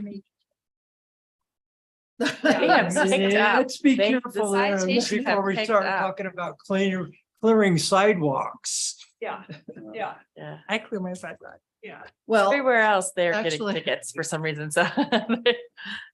this isn't a P and P item, but for me, but sidewalks are a major issue. Yeah, that's Well, true. pedestrianization is a Yes. P&Z item, and it's really hard to walk in many places now. I know about 3 people who've now either broken a leg, broken an arm, or broken Concussions. a wrist, Yeah, could we? or get the, gotten a concussion and a black eye. Could we get the leggings store to clear their sidewalk? I would particularly like the leggings store. Demi Max? Yes, they do not shovel their sidewalk, and they don't have heated sidewalk either. I mean, Just take a it's a, ticket. it's a health, safety and welfare item that is not being dealt with very Yeah, and efficiently. I think the old, fishing store location was not shoveling on Main Street. It might be now, but for a while, just because the building's empty and the tenant moved 3 doors down, they're not responsible. The owner of the building is ultimately responsible, and there should be no forgiveness in the commercial core, especially on Colorado Avenue. Are they getting the fines that are I don't know, assessed? the fines are the fines when I owned a lot on Colorado Avenue were high enough that we were out there Or- right after every snowstorm shoveling. Yeah. Yeah, I have friends that are like, oh my God. There's a construction site on Pacific Avenue Hmm. between Townsend, no, Aspen? yeah, Townsend and Davis. Yep. Oh. That is a really bad offender. Whether it's the construction fence halfway open into the sidewalk, that's all year round. Or the fact that they never shovel. Oh, yeah. that Now was there's really bad. another one between Aspen and Townsend I was where gonna they're say- excavating for a house. Yeah, corner of Aspen and. And it's Pacific. horrible. Yeah. Yeah. General construction sites are like, Yeah. nobody. And I don't know nobody why they takes think care- they're exempt, but, Because they're not focused on it. It's inside the fence. No, and yeah, and this is, bringing it back to planning. The building department is part of planning, and the lack of enforcement of the construction mitigation rules and a lot of just general rules. I mean, I know we're gonna be short our planning inspector soon, or whatever, or building inspector, so that's gonna be an issue, but we really need more enforcement. Both snow shoveling for safe pedestrianization everywhere. And we also need better enforcement of construction sites everywhere, because they're getting away with a lot. I think there was a lot of construction, so it was hard to, pay attention. But No, now it's hard, but Marshall Comp will tell you he's down 3. Wow. no. Yeah, I believe Yeah. it Yeah. might have even Maybe been 4. I think it's actually 4. yeah, and that's why No I had excuse. wanted very much to have, maybe I did this with the ecology commission, and Dan will remember, to have another person in building, to have the building inspector, whoever's gonna replace Rich, and then have a building code in enforcement person only. And all they do is go to job sites and make sure whether it's bears and trash. Compliance. Compliance. There's so many rules they should be following. You can do it. I generally, my jobs generally did. Screamed at my guys when they weren't. And, you know, but then there's people, they don't care. They know nothing's gonna happen. Or they know that they can sweet talk Rich or, you know, somebody into, oh, that's okay. They didn't really need a permit to close the road all day. Yeah. It's bad. It's really bad. So we, Topic for board and staff discussion? Yes, Ron? just gonna say, we plan to include that as a budget request next year. We did this year too, but, there's just so much money that can go around. I mean. Yeah. but Keep requesting, We'll try to be. keep requesting. And are we gonna talk at all about construction mitigation at the retreat, or do you know yet? That's not one of the items, but if that's something that, you would want to include, what we were planning to do is Jonna and, her staff and planning would get together and finalize the list of items that we would like to take forward at the joint meeting. We have all of your concerns from the last meeting, and we also have, I think, your concerns that are written down from prior to the last meeting, which we will consider. Well, maybe I'll just come to a future town council meeting. I'm not sure when. And during Have a public list. discussion and bring up that the construction mitigation plan as Well, it's now does not work at all. We do that every spring. We talked specifically about construction mitigation, and we tried to do some new things last year. We probably will be going in front of town council again to talk specifically about construction mitigation, either the last meeting in April or the first meeting in May. Okay, I might be out of town. I'm out of town the third week of April. If it's the fourth week of April, I could be there. We do have a meeting on the 7th as well, March 7th coming up. March 7th, Yeah. okay. No, it's just, the other day, the 100 block of East Gregory was blocked for hours with, they were getting ready to try to stage for their shoring to go in. Willow, the 300 north block of Willow was blocked all day for a concrete pour.